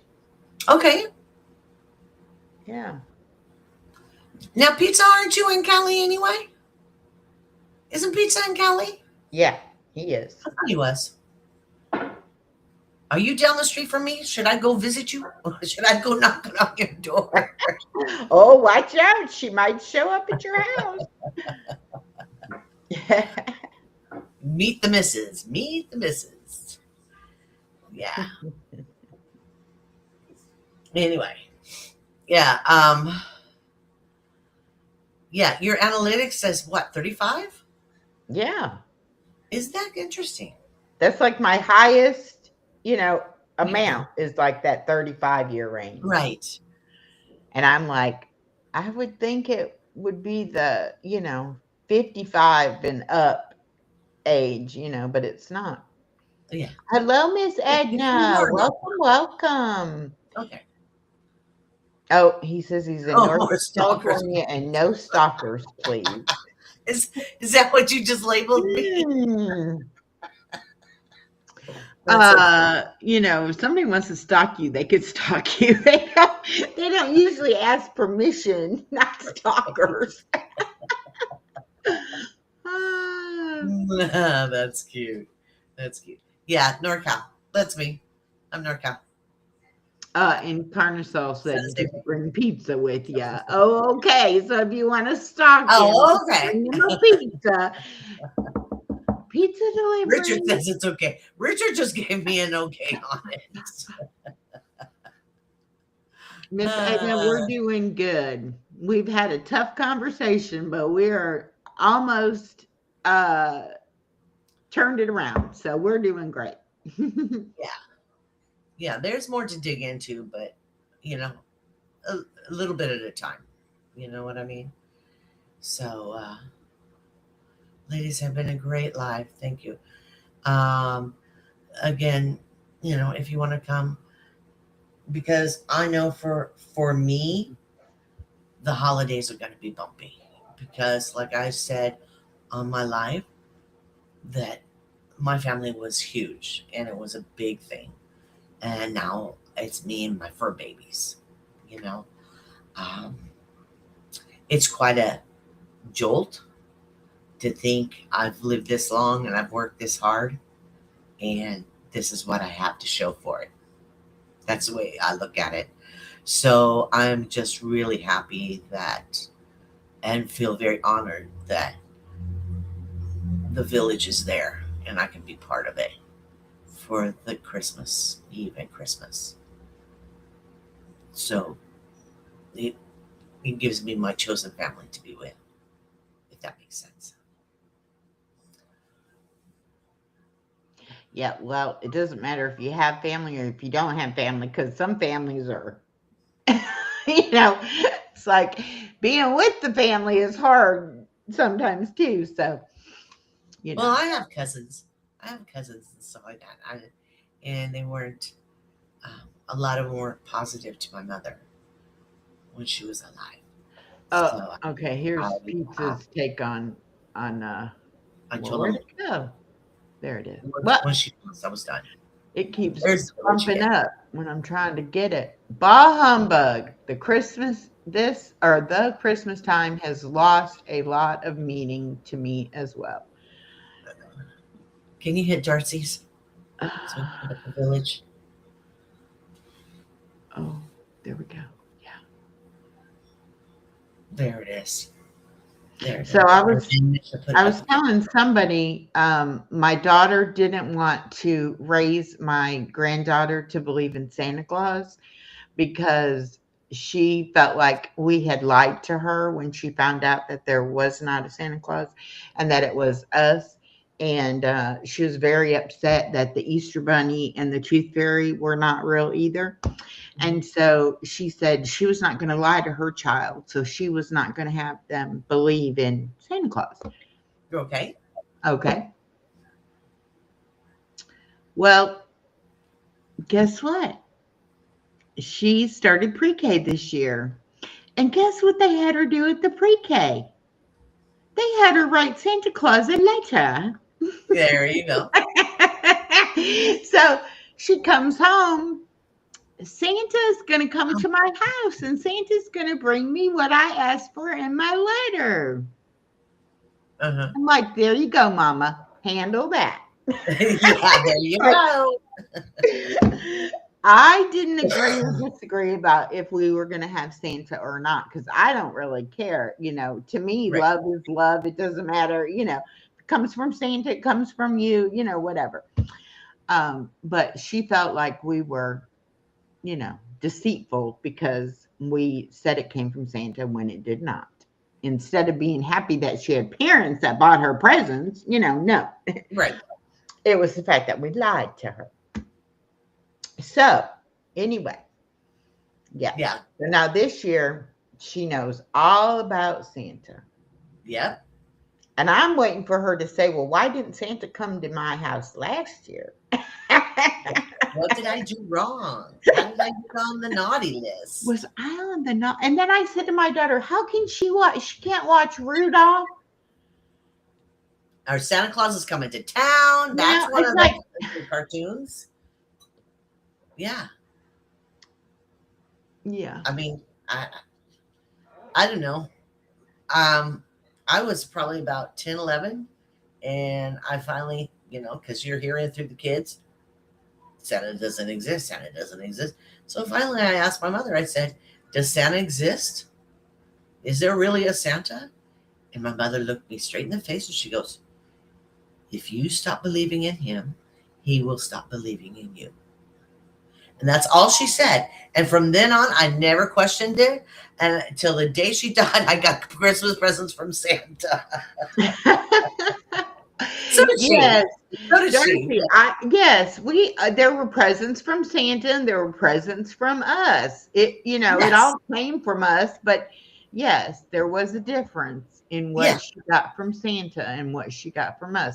And the only way she even started to question it was we were getting her a bike one year and my husband had come and picked it up in the pickup truck and he had a camper over the back of the pickup truck and he was just going to leave the bike in there. Mm-hmm. And then she had a friend come over and they were outside playing and the friend looks in the window of the camper and sees a bike in there and she's like, oh, you're getting a bike for Christmas. Mm-hmm. And so when my daughter said, am I getting a bike from Santa? I should have said, no, Mom and Dad are giving you a bike. Right. But I was like, do you really want to ask me this question? And she was like, I want to know, and I said, yeah, no, there's no Santa. It's us. And that was the wrong thing to say. So, but when you have kids, you have to let them parent their own children. See that toy box right there? Yep. That's others from Santa when he was 3. And what I did was the classic. You get up after they go to bed, you get up and you start building this thing and you build it in the middle of the night till it finally gets built. So it's sitting there under the tree.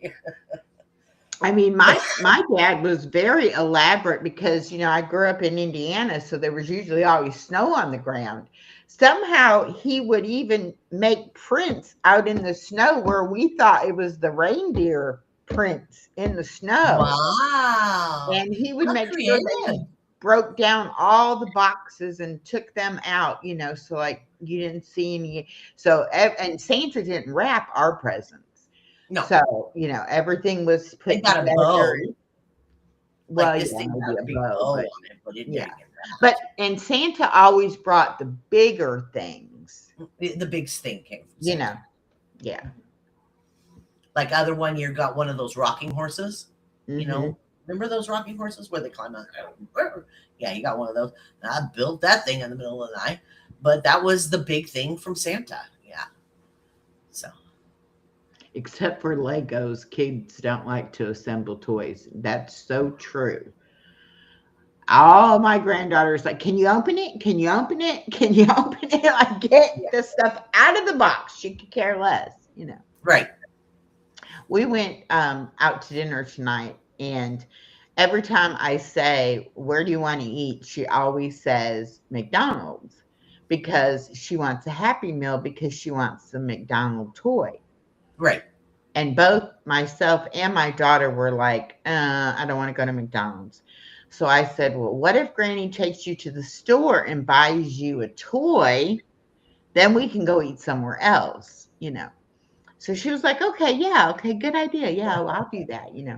So I probably paid, more for the toy than I would have paid for the Happy Meal. But anyway,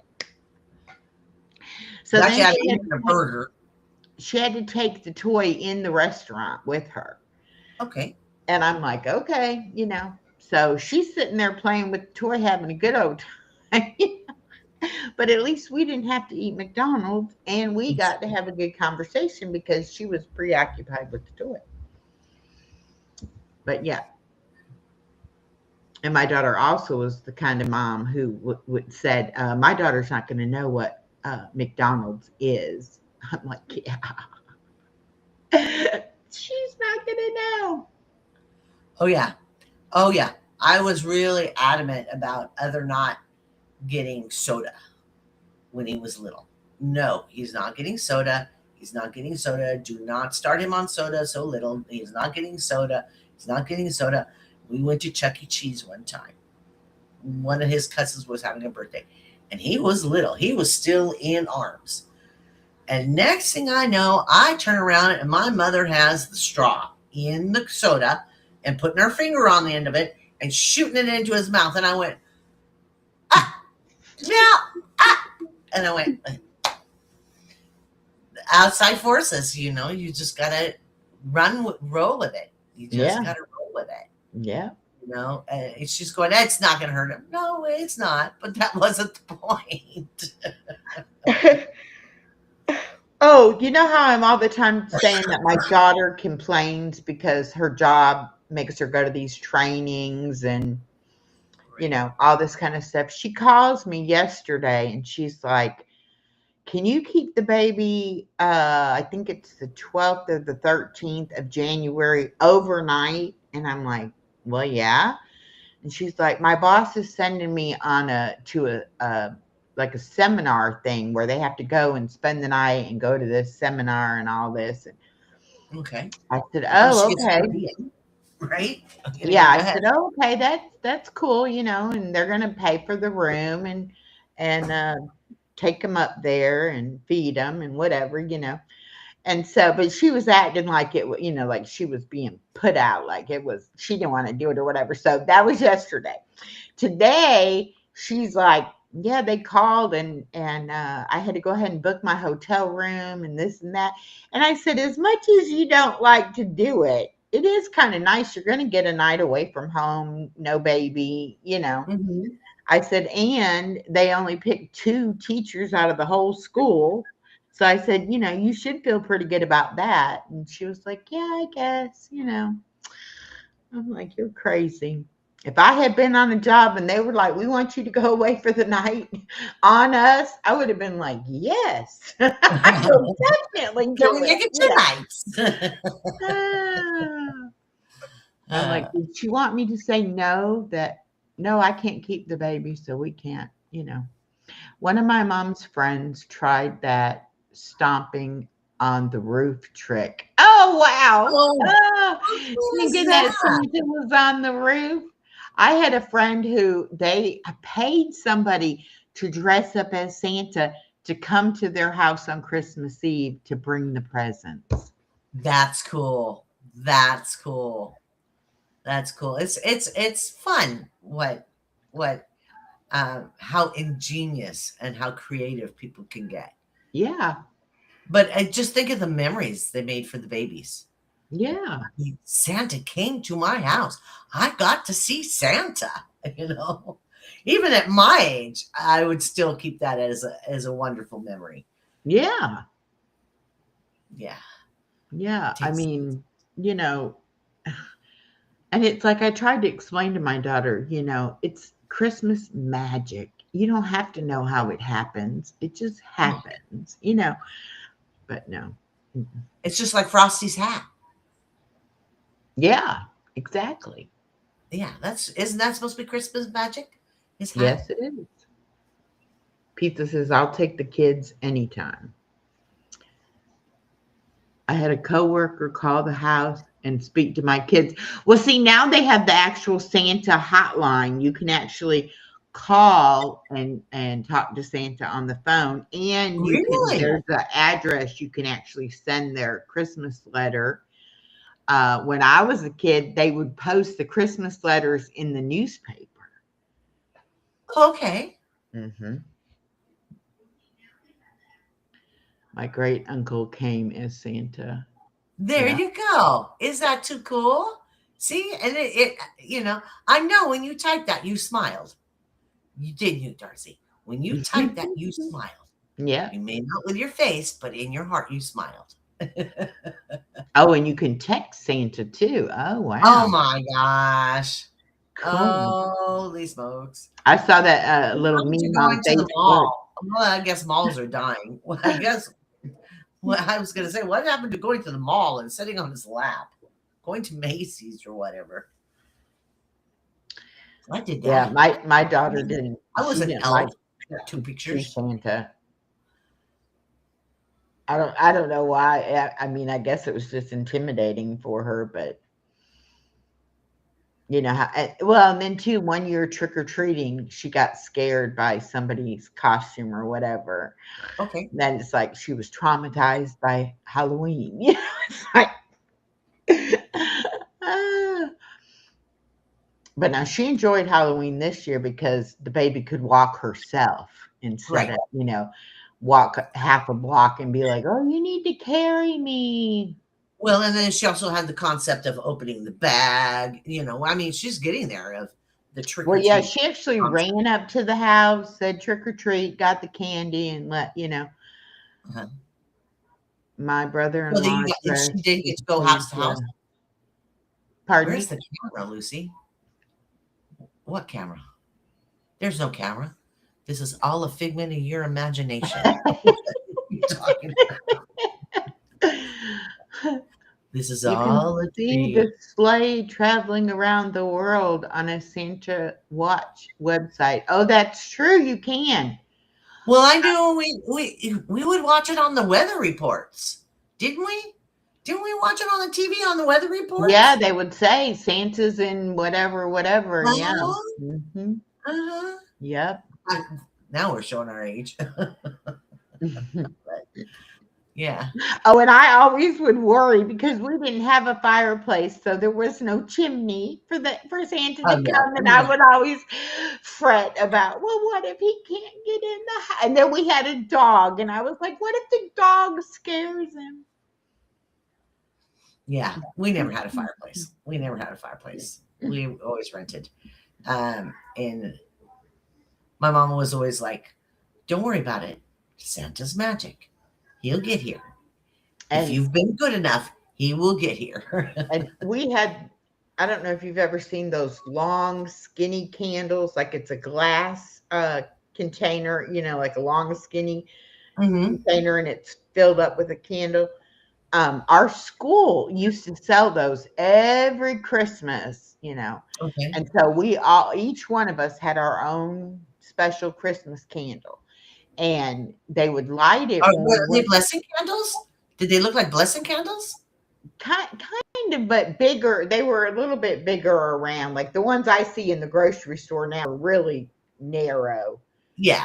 This was like a pretty good size candle. But anyway, they would always light it when we went to bed. And the thing was, you could not get up because until it was blown out, because Santa would come blow it out when he was finished. But you had to be asleep or he wouldn't come blow it out.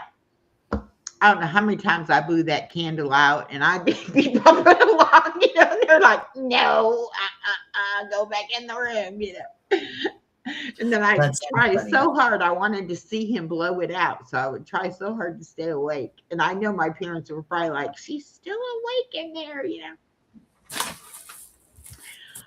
Oh yeah, I would wake up in the middle of the night at 4 or 5 o'clock in the morning, and I would say was not allowed to touch anything.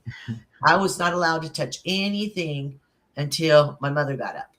So I would lay under the Christmas tree, lay under the Christmas tree until she woke up because I couldn't touch nothing. Well, I would go and I would look and see what everybody else got. And then I would try to wake my brother and sister up and they'd be snoozing. I'm like, how can you sleep? It's Christmas. Wake up, Right. And then most of the time, my dad would want to make the home movie of us. Right. And so he'd be like, we'd already go out there and see everything. And then he'd go like, okay, go back to your room. And then he'd, get the camera ready. And then we had to come out like we were surprised, like, oh, Santa. We did some horrible acting. Yeah, did he have a regular projection? Did he have a regular camera?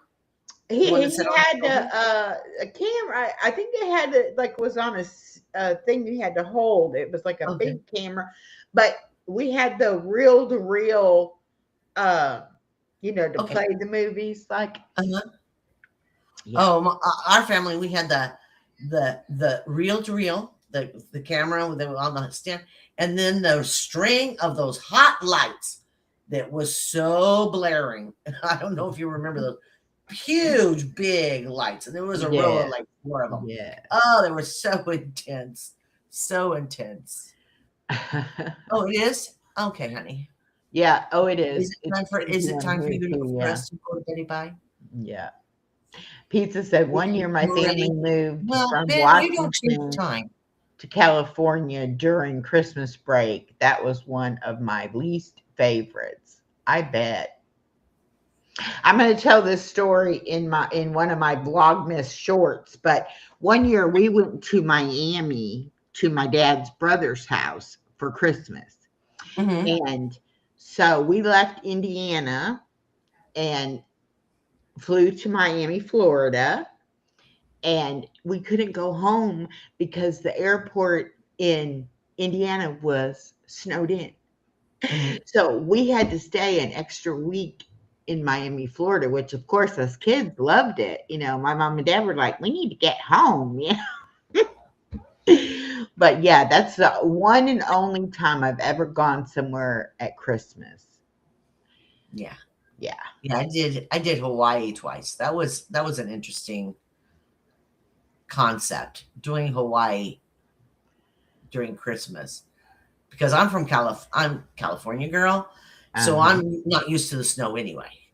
But then you go to Hawaii and you're like literally in shorts and nothing clothes and hanging out on the beach, and you're going, but it's Christmas Eve, it's a weird concept. And you were seeing Santa Claus riding on these sculptures, Santa Claus riding on dolphins. A dolphin is a sculpture, we had my aunt took us to the airport and she kept our winter coats because we didn't want to take them on the plane and everything, and we weren't going to need them when we got to Miami. And then when we came back, when she picked us up at the airport, she brought our winter coats, because it was snowing and cold. But I I can remember my mom being upset, that they would watch the weather report and, find out that the airport was still closed or whatever. And us kids were like, we get to go to the beach another day. Yeah. But, Yay. folks, they think responsibility, jobs, blah, blah, blah, blah, Yeah. Yeah. We went to Vermont to my son's house last year. Oh, wow. He has since moved back to New Jersey. Okay. I bet you Vermont is gorgeous. Yeah, I bet it is too. Yeah. I mean, I bet you it's very, just the word Vermont just reminds me of Christmas. Yeah. Yeah. I'm sorry, more than New Jersey. I'm sorry, more than New Jersey. And more than, even though I don't like snow and I moved to Georgia to get away from the snow, I secretly have always wanted to live in Colorado for some reason. And I know it snows there a lot, but yeah. I don't know what it is about Colorado. I've always been like, yeah, I'm going to live in Colorado sometime. It really is so beautiful. Yeah. Yeah. Colorado is gorgeous. Colorado is just beautiful. Another beautiful state is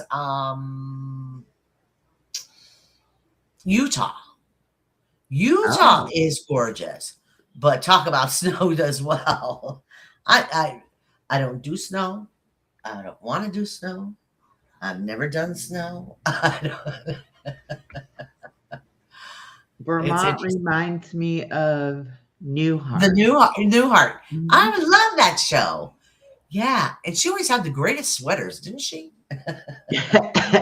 Oh, how about this? Hi, my name is Larry. There's my brother Daryl and my other brother Daryl. Other brother Daryl. Right? Yeah. Right. So Ben said he left already? He said it was late for him? Yeah, because he said he had to get up at 4 a.m. Oh, he's got early start. This time last year, I was having to get up at 5 a.m. and go and get the grandbaby. And it is so nice. I mean, I get up and I look at the temperature and I'm like, oh, thank you, Lord, for not making me have to go out and get that baby. Right. I can stay cuddled up in my bed. Mm-hmm. I'm like, mm-mm. Then I'll pick her up and she's got the coat and the gloves and all that. I'm like, it must have been cold this morning. She's like, yeah, it was really cold. Like, I was in the bed sleeping. Yeah, I was nice and toasty. But you do what you got to do, and I never complained about doing it. The one day that it was a torrential downpour, very bad storm. The wind was blowing, and I mean, my little car was like this all over the road, Oh, that's scary. But I make it to my daughter's house, and right when I pull in, she texts me, school's closed because of the weather. And I was like, well, it's a good thing because I was fixing to text you and tell you, bring the baby out here to me. I'm not getting out of the car because it was really raining hard. And then I was like, good, I'm going home, going back to bed. Oh, you didn't stay there until the storm calmed down a little bit? No, okay. No. You just weathered it and head on home. I have the day off. I'm going home and going back to bed. Yes. Yeah. But people here in Georgia don't know how to drive when it rains. I'd hate to see them drive in the snow and the ice because they can't even drive in the rain. They pull off on the side of the road and wait. I don't get that. I don't get that. What are you doing? Here in California, they just get run over. It would just be a pile up. Boom, boom, boom, boom, boom. And people don't realize that if you're stopped, it might be because somebody is stopped in front of you, And these would be blowing the horn at me. I'm like, can you not see? There's traffic in front of me that's not moving. And especially you in a little car, they should be able to see over you. Yes. I'm like, come on, look around me. You see there's something there, but no. And they may I not be hate that when somebody honks at me. Way in front that can't hear them. because I'm But like, aren't you those know what? transplants, the tutors, the toot? Georgia doesn't I'm going to honk the go horn, do even they? slower once they start blowing their horn at me. It's like, You what? I go even slower.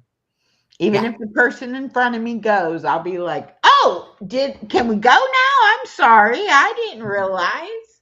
So I'm like, "What I are pull the you old doing?" lady car. I get the grandma driving going. I do. You It thought I just was slow before? You thought I was in your way? Watch me yeah. now. I'm like, "Okay, do you not know?" Ugh.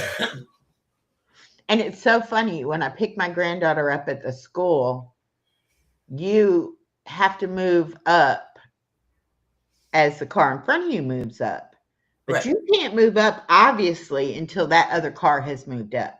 And right, people will be behind you honking at you. And I'm like, we're all taking our turn here. You know, it's right, like I can't speed up the process, and my kid isn't here yet. So right.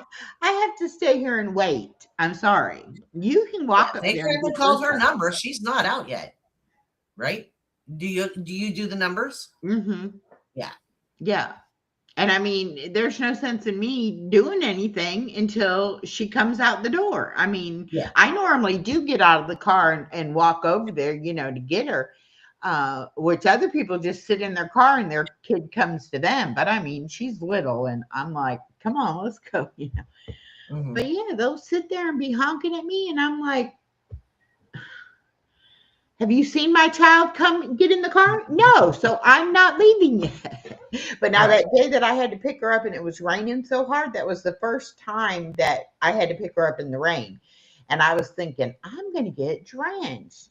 But I didn't realize they do have a little over thing and they let Oh. each one of us pull up, get the kid, and go.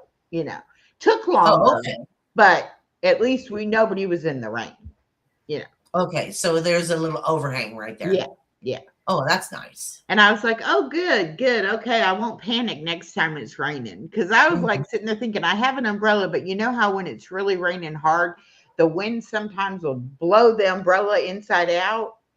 And I'm like, that'll be me. It'll go out and I'll get like a big puddle of water on me. I was like, no, I don't want to do that. Yeah. But Well, then and I you got to decided, open your door to open the umbrella. Well, you're already wet now. Now you're yeah. popping open the umbrella. And so you're hoping it'll stay there, but you're already soaking from playing with that. And yeah, it's just Oh, wow. Miss a Edna domino. is in Chicago, and she said it's like the first snow, like they don't know how to drive in it. It's like they forget from year to year. Exactly. Well, you were close Exactly. to Chicago, right? Yeah. Yeah. Yeah. But people down here in South Georgia, they might get a light, very light dusting of snow once every 10, 15 years. So it's like they don't know anything about it. And then when it does, it's just like, they don't know what to do. We don't have snow tires, there's no chains on the tires, there's no salt to put out. I mean, it's like all the things that you would need if it snowed, we don't have. I bet they don't even have snow plows to come Well, in. why would they if it's just a flurry? But It what seems I'm like, saying is, even if we ever got like a real snow, mhm. they everything would be shut down. Nobody could go anywhere or do anything because we don't have any of the necessary equipment because it's so odd for it to, Now up around Atlanta, yeah, they get snow occasionally. Oh, okay. But down here in almost to Florida, I mean, it's Mhm. rare. It's really Yeah. rare for us to get. Well, last time it snowed here was in 1977. And before that, it was in 1963. So it doesn't snow here. It doesn't. I don't do snow. I don't do snow. And it was a little flurry. It didn't even whiten the ground. It was Hmm. just, we called it snow. It wasn't real. It wasn't Well, real. that I mean, Winter storm in here tonight. Yeah. Ooh, they shut I don't. everything down here if it snows at all, because like the kids have never seen it. So I mean, even if it's just barely there, oh, no school. The kids have got to see the snow. And they'll even do fake snow at Christmas sometimes at the school. Okay. Have a snow day, and they'll bring in like a ice A blower snowball. thing and blow out. It's like, oh my gosh, they want snow so bad they make it snow. They need to go to a field trip where snow is, but that's just an opinion. Now, I lived in Indiana for about a year and a half, and snow didn't stop them for nothing. Mm-mm. Nothing. They didn't care. It's snow day. It's the wind is blowing and this and that. They didn't care. Bus is coming. Climb on the bus. We're going to school. They didn't care. Yeah. It it was It's the totally norm. different because I mean, and it might snow and you might be snowed in for a couple of days and then it may snow again before that first snow ever starts to melt. Mhm. And it just keeps compounding it. And, life goes on. But Yeah. I was 8 when I lived in Indiana. So it was it was it was an fun as a adventure. kid. It was an adventure. Yeah. It just wasn't fun once I had a job and I had to like actually go out and go to work and all. And Then I driving was it. like, I don't want to man, this gets old really fast. Yeah, I don't want to drive in it. I don't want to drive. I don't Oh, want the slush. I don't want the slide. And I don't want the black ice. I don't want any of that. I don't want that. Nope, nope, nope, nope. Stephanie is in Ohio. Oh, okay. They get a lot of snow there in Ohio too. Yeah. Darcy said we go to school when there was a foot of snow. Yes, they didn't care. Yeah. Yeah. You But just then go. again, we had snow suits, and you had because you had to deal with it. Yeah. It's just Now here. you were in northern Indiana, right? Mm-hmm. And I was in southern. I Yeah. was almost at the Kentucky border. Oh, okay. Yeah, you were on the I was the at opposite I end. don't know if it's a big town. I mean, it's on a map. It's Evansville. Have you heard of that? Is that considered a big Evansville. town? Yeah, It's considered a big town? That's where I was. yeah, yeah. I think there's a university there. Is there? I don't. I think so. Like I said, I was All 8. right, pizza. Merry Christmas to you too, and thank you again for becoming a member. Bye, pizza. I'm glad you're here, honey. I'm glad you stopped by. Yeah. So, like I said, come by the village, visit the village, and I am just about, and I'm going to keep my green up until the holidays are over. Then I'll probably pick another color because, as you know, I don't know if anybody knows this. I probably won't be able to get it back to green again, but we're going to play. Watch what this does. Now it's not going to do anything. Is it because the thing's in the way? Well, Let's see. you're going to have to put purple for my birthday. Well, let's see. Does it make purple? What are you doing, Beans? Beans is over here snoring at my feet. Garden State so and so said they've already had a dusting of snow twice this year already. There we go. Oh, cool. There you go. It's kind of Oh, is that pinkish purple? purple. Okay. I'll remember what that is. And then there's a pink.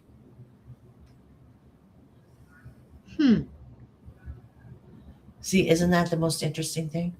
Yeah. I bought that for other. And then I stole. I bought 2 of them. Then I stole one. So let's get back. There we go. So anyway, yeah, we'll do purple for your birthday. We'll get some purple lights and everything. But Oh, and I meant to tell y'all, I gave Chloe this reindeer dog treat that I bought her at Walmart for her birthday, right? okay. It made her sick. Oh, no.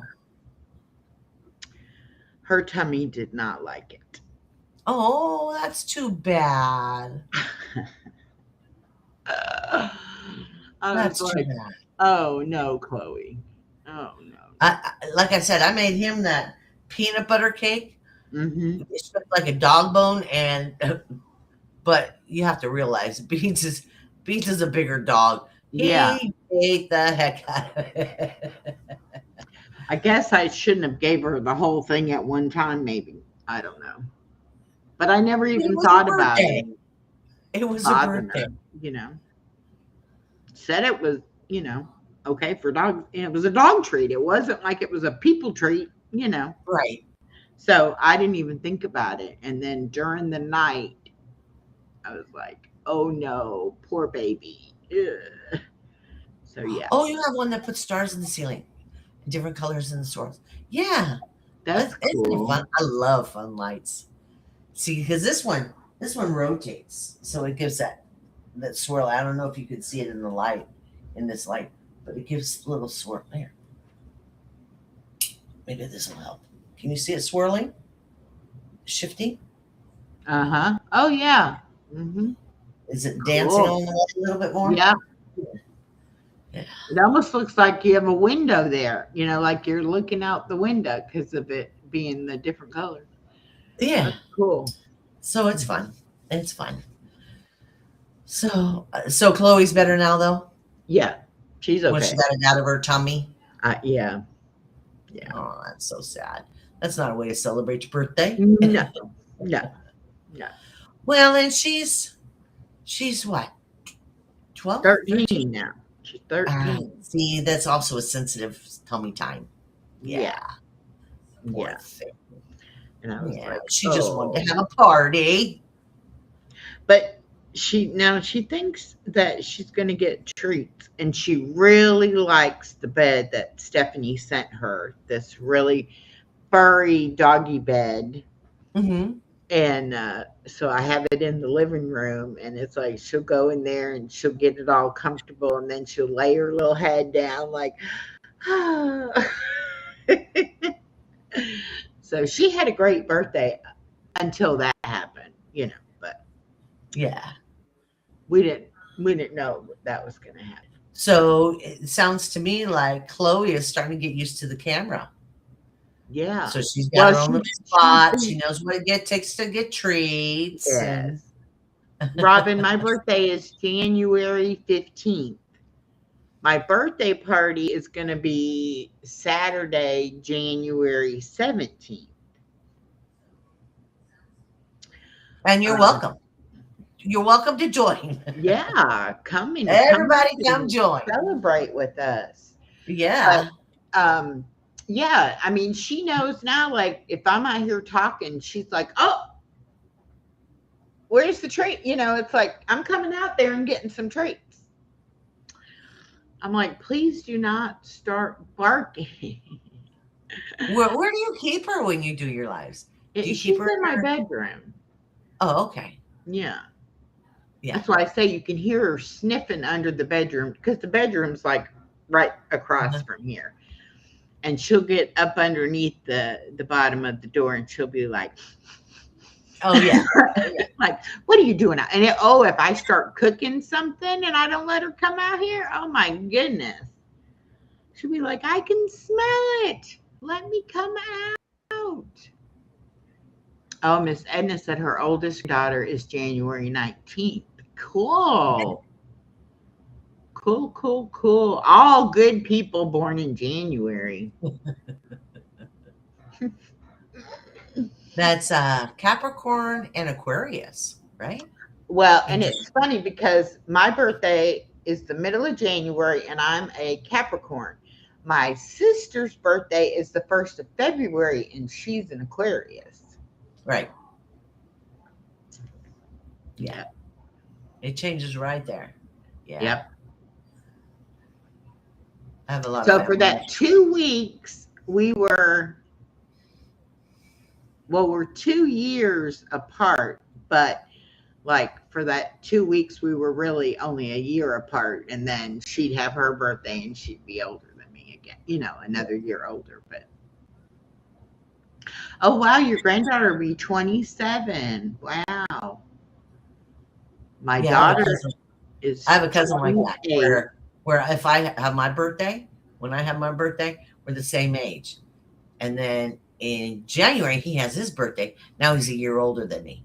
So that for that 3 months Yeah, right there, we're the yeah. same age. Yeah. And he always liked having his birthday because he always wanted to be a year older than me. That was a big thing for him. Well, it's like for that 2 weeks, we're only a year apart. Right. Then after she has her birthday, then we're 2 years apart, up until that my birthday again. So December 22nd. oh, Oh, Robin's youngest. that's the winter solstice? Winter. Yeah, see, It's the so shortest day of the Capricorn year. must go from like mid-December through mid-January, and then Aquarius. Uh-huh. It's the last part of January. Mm-hmm. That's December 22nd is the shortest day of the year usually. 22nd or 23rd. Let's see. Uh, it is 21st this year. The winter 21st. solstice. Right there. Uh-huh. I The know it was. 21st. Right. Yeah. Oh my, you have them all clumped up together, don't you, honey? Okay. Oh, we're doing trivia tomorrow. Alisa and I. Oh, okay. Instead of Thursday, because she can't do it Thursday until 1 o'clock, and I have to leave at 1:30 to get the baby. So we're going to do it 12 o'clock on Wednesday. You everybody catch that? Did everybody catch that? It's funny because she has her grandkids. she and I are going to be like me and Miss Norma were. One of us always had kids. Like can't get it together where we don't have kids around us. But yeah, so tomorrow at 12, I'll do my live at 10, and then I'll come back at 12 and do the trivia. Okay. And I got to put on here your thing that you just told me about at 8 o'clock on the 16th.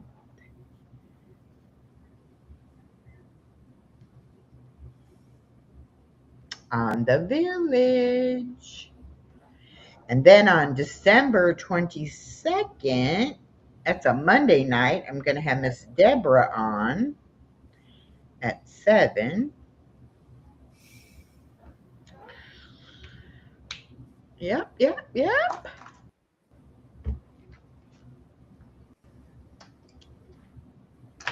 Busy. My daughter said, "You're Yes, just indeed. cute." Because she asked me if I'd finished my book yet, that she's been waiting on me to finish reading. I said, no, I'll get it though. And I said, I was on vacation, so it put me behind, so I'm having to catch up. And she said, well, you're going on vacation again. I said, I know, and I have to get stuff made up ahead for that. So I'm busy right now. Right. Yeah, it's a rough time of year. It's a rough time of year to keep caught up. Yeah. Yeah. July and August. This is my birthday, end of July, and my brother's is the beginning of August, 2 years apart. Yeah, so you have that same situation. You're only a So year you're both apart. Leos. Mm-hmm. So you're both Leos, aren't you? Oh, wow. Robin says, my late brother and I were both May babies. He was a Taurus, and I'm a Gemini. Yeah. So Yeah. he was the first part, and she was the last part. Yeah. Because It's funny how you would think it would run, like the whole month would be one sign, but it's most of the time it, switches. Well, Caesar didn't get involved in the zodiac signs when he made the calendar. Wasn't that who made the sign? The zodiac, the calendar? Was Caesar? Mm-hmm. Wasn't it? I think so. My granddaughter's a Leo. And she's born on the 6th of August, and my daughter is the 6th of September. Okay. So I can remember So, theirs really easy. And then my son-in-law, his is the 16th of October. ooh, he's closer to October. Hmm. Is he Libra? He's a, yeah, Libra, I think. Yeah, Is it Libra right there? I think so. And your daughter was when? The She's a 6th? Virgo. She's September 6th. September 6th. Okay, that's Mhm. Virgo. She's a Virgo, and my granddaughter's a Leo. She's going to be really strong. Leos are strong. Oh, she's already. I mean, she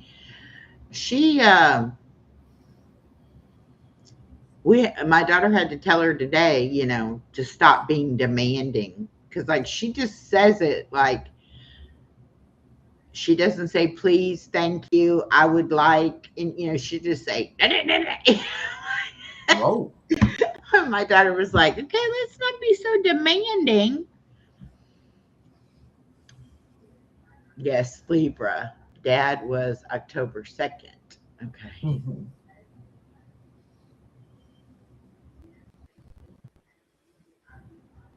Yeah, she can be kind of demanding. Yeah. But you can also She get into. comes to Huh? she comes to the car today because it's rained for 4 days in a row, right? So she comes to the car this afternoon and she says, "It's a beautiful day. The sun is shining." I said, "Yeah, but it's still 50 out. It's still kind of cool." She's like, "No, I want to go to the playground. It's warm. The sun is out." Ah. I was like, "Okay."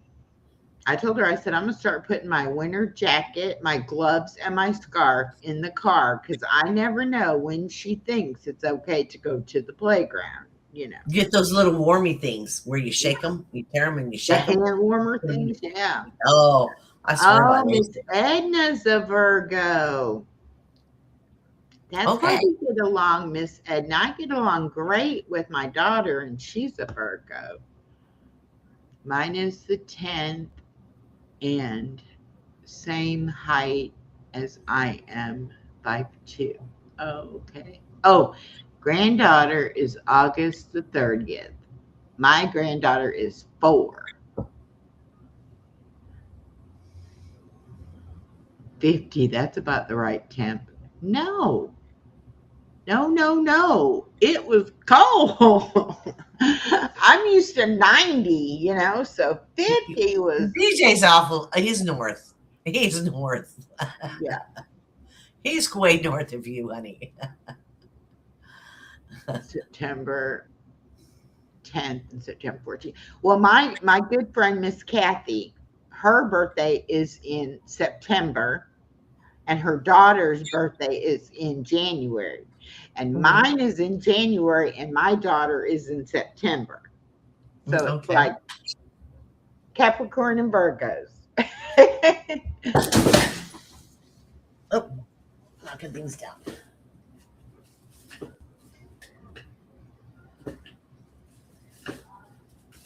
There we go. Sorry about that, folks. Yeah.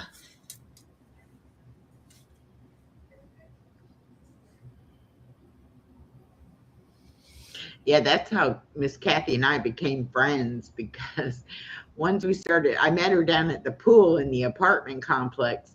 Hey, And John. once we started talking, it was like so many similarities, Mm-hmm. because we us are supposed to be friends then.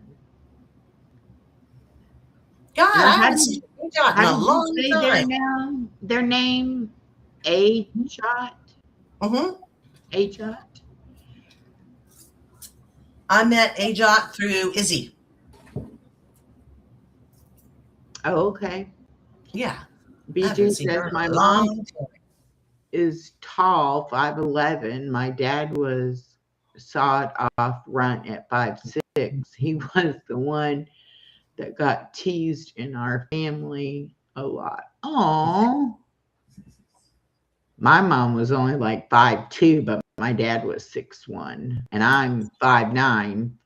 I used to think I was 5'10", but I'm really 5'9". Yeah.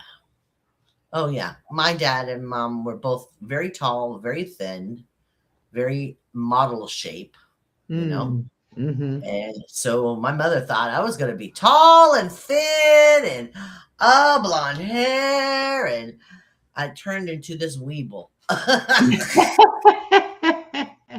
Sorry, ma. I ended up looking like my dad's mother. I'm built like her. Yeah. But she thought I was going to be tall and thin. And she had me take all these lessons of standing up straight because she said tall women need to stand up straight and pull their shoulders back, blah, blah, blah, blah.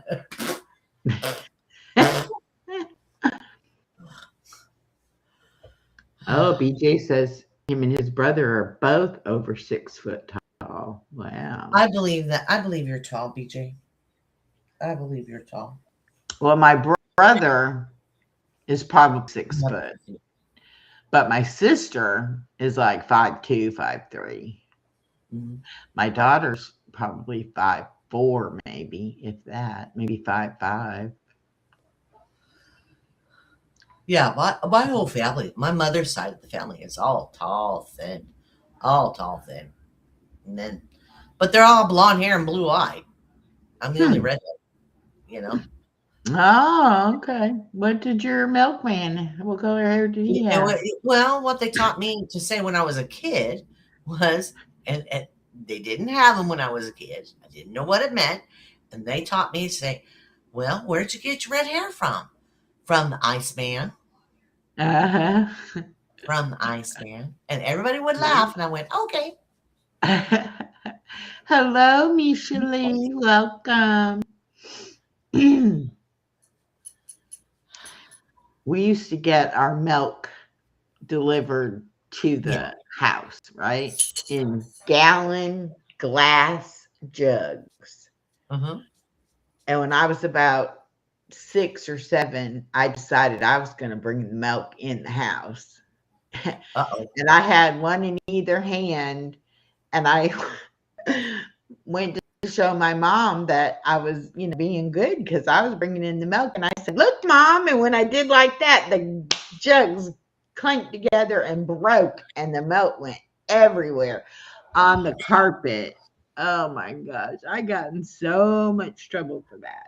Oh my goodness. Yeah. Yeah. My grandparents had milk delivery for years, years and years. I can remember until they Yeah. finally, and I don't think they ever canceled. I think they just stopped delivering milk. I think that service stopped. Mimi lives in Rhode Island and she has milk delivery. Okay. I don't know if it's in glass bottles or not, but I know she has milk delivery. That's very cool. I'm glad they Yeah. still do that. Yeah. I'm glad they still do that. That's a tradition that's that's really cool. It's very steeped in nostalgia. Yeah. I was Yeah. surprised when she was talking one day about, the milk delivery. I was like, "What? You get milk delivered to your house?" And she's like, "Yeah." I I was like, remember I remember we used to have it was kind of an ice cream truck. The Swan And one? well, it was an ice cream truck, but it was with bread, Oh. pastries and stuff. And he would come down the road and then he would stop at, you know, yeah. And I remember him doing that. But it was mostly like Mexican pastries. I don't know if you've had Mexican pastries, but they're a little bit different. So they did a lot of that. I thought that was interesting. BJ said my grands had their own delivery service, farm to table direct. Wow. Wow. Cool. That's a lot of work. That's Oh, a lot of yeah. work. That's very cool. That's very cool. All right, honey. I'm just about out. All right. Well, it is 10:40. We've been on for 2 hours and 40 minutes. So, Okay. All right. I hope you guys enjoy your evening, and leave comments in the after the show, and let me know if you want to hear more. There is more, but part two part to be two. continued. But yeah, come by the village, visit the village. Uh, Also, trivia is changed day, correct? Just for this week, as far as Okay, I it's know. changed day. But trivia will be tomorrow at Okay, noon. there you go, folks. And then I'm having a special live Thursday at 11 with Gail, and we'll be announcing a new Suno challenge coming up. Oh, nice. Mhm. I heard rumors of something about that, so that'll be cool. That'll be Yeah. Yeah, we wonderful. finally got together and got Yeah, that worked out. So that's coming up on Thursday. Thursday. You going live Friday night? Yeah. Yep. All Mhm. right. 8 o'clock Friday night, Body Illusions house. Yep. All right, folks. Thank you for having me. It was beautiful. Thank you, Echo, for listening to me. Oh, You've no been problem. Anytime. a beautiful and a dear friend. And I love you dearly. I love you too. All right, everybody, have a great night, and we will see you. Actually, we will see you Sunday too at 3 p.m. There you go. There you go.